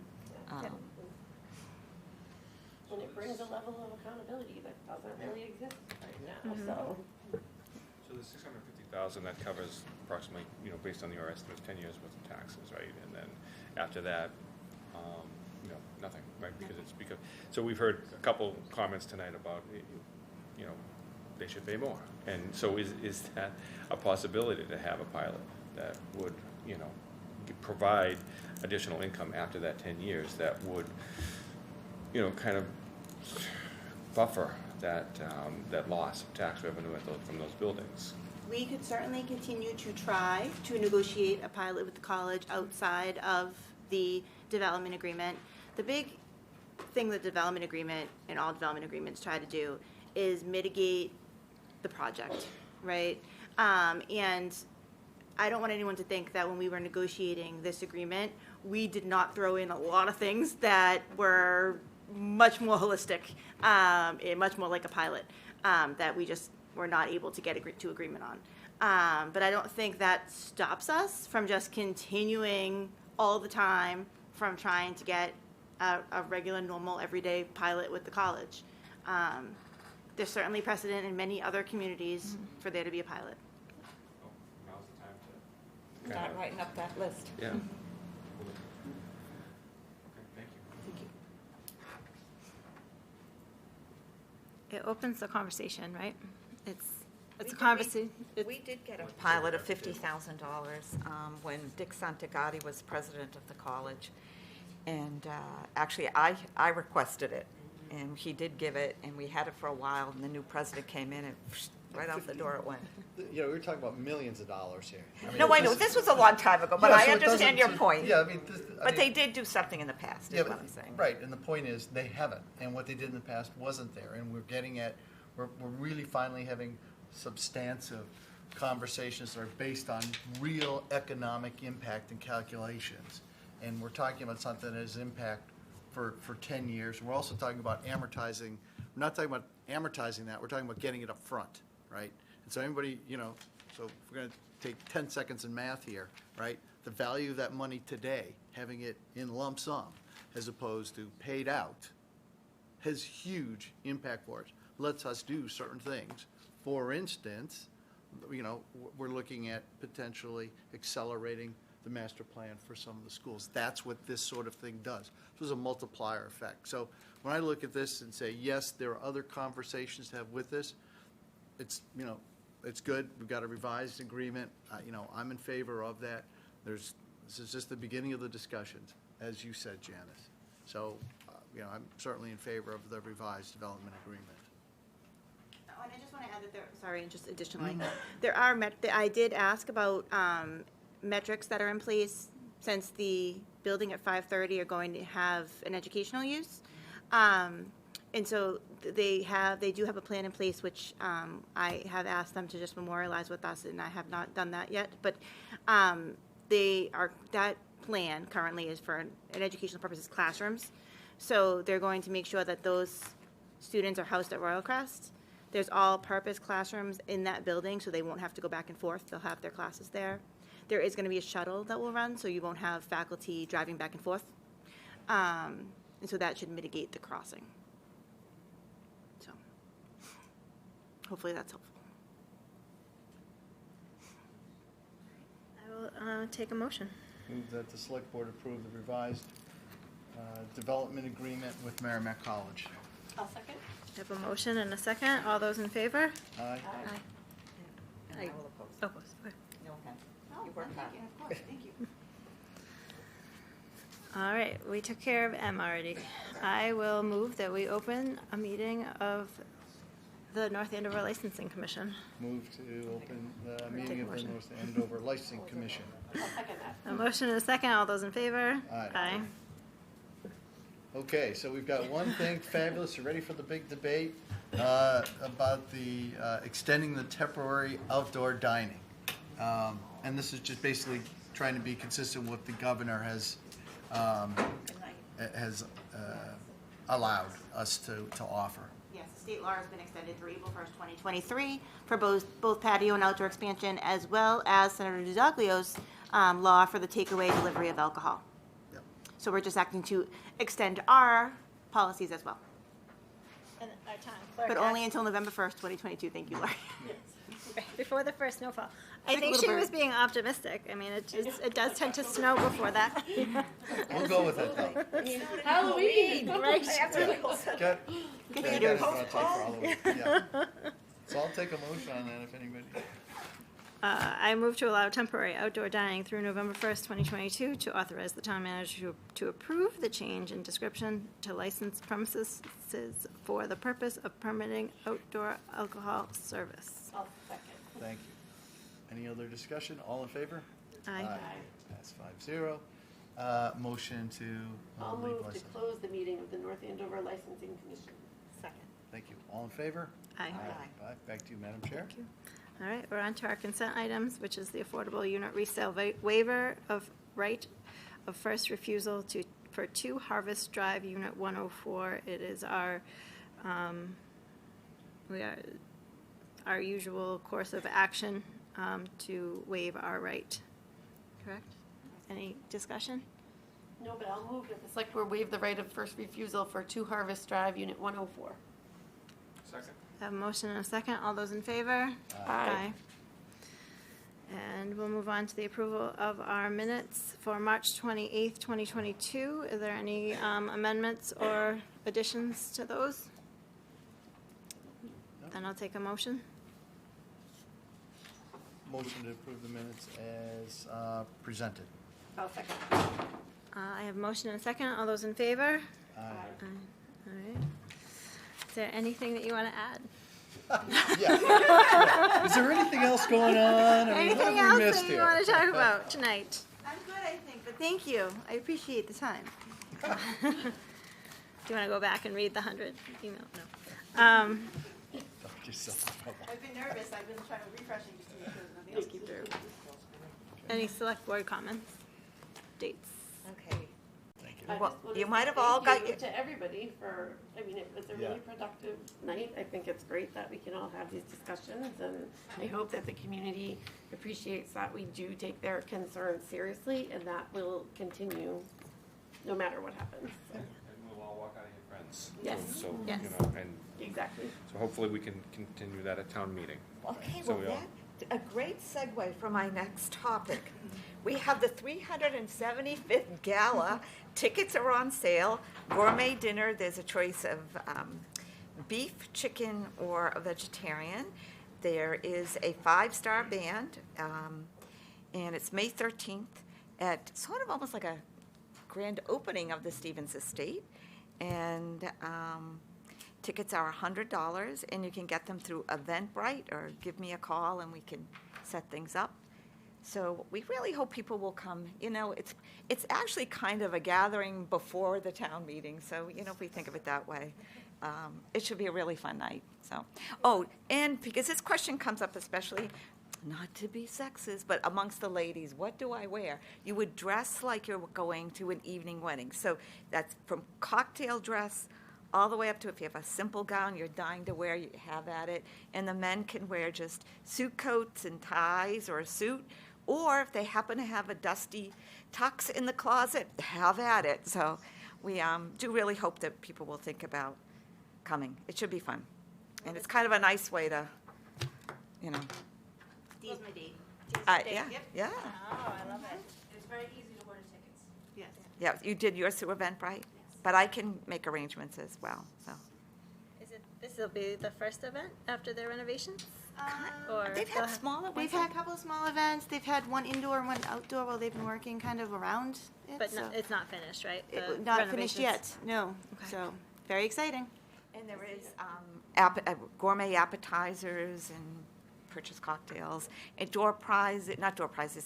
raffles, and all kinds of other fun things. So it'll be fun. It will be fun. Anyone else? No?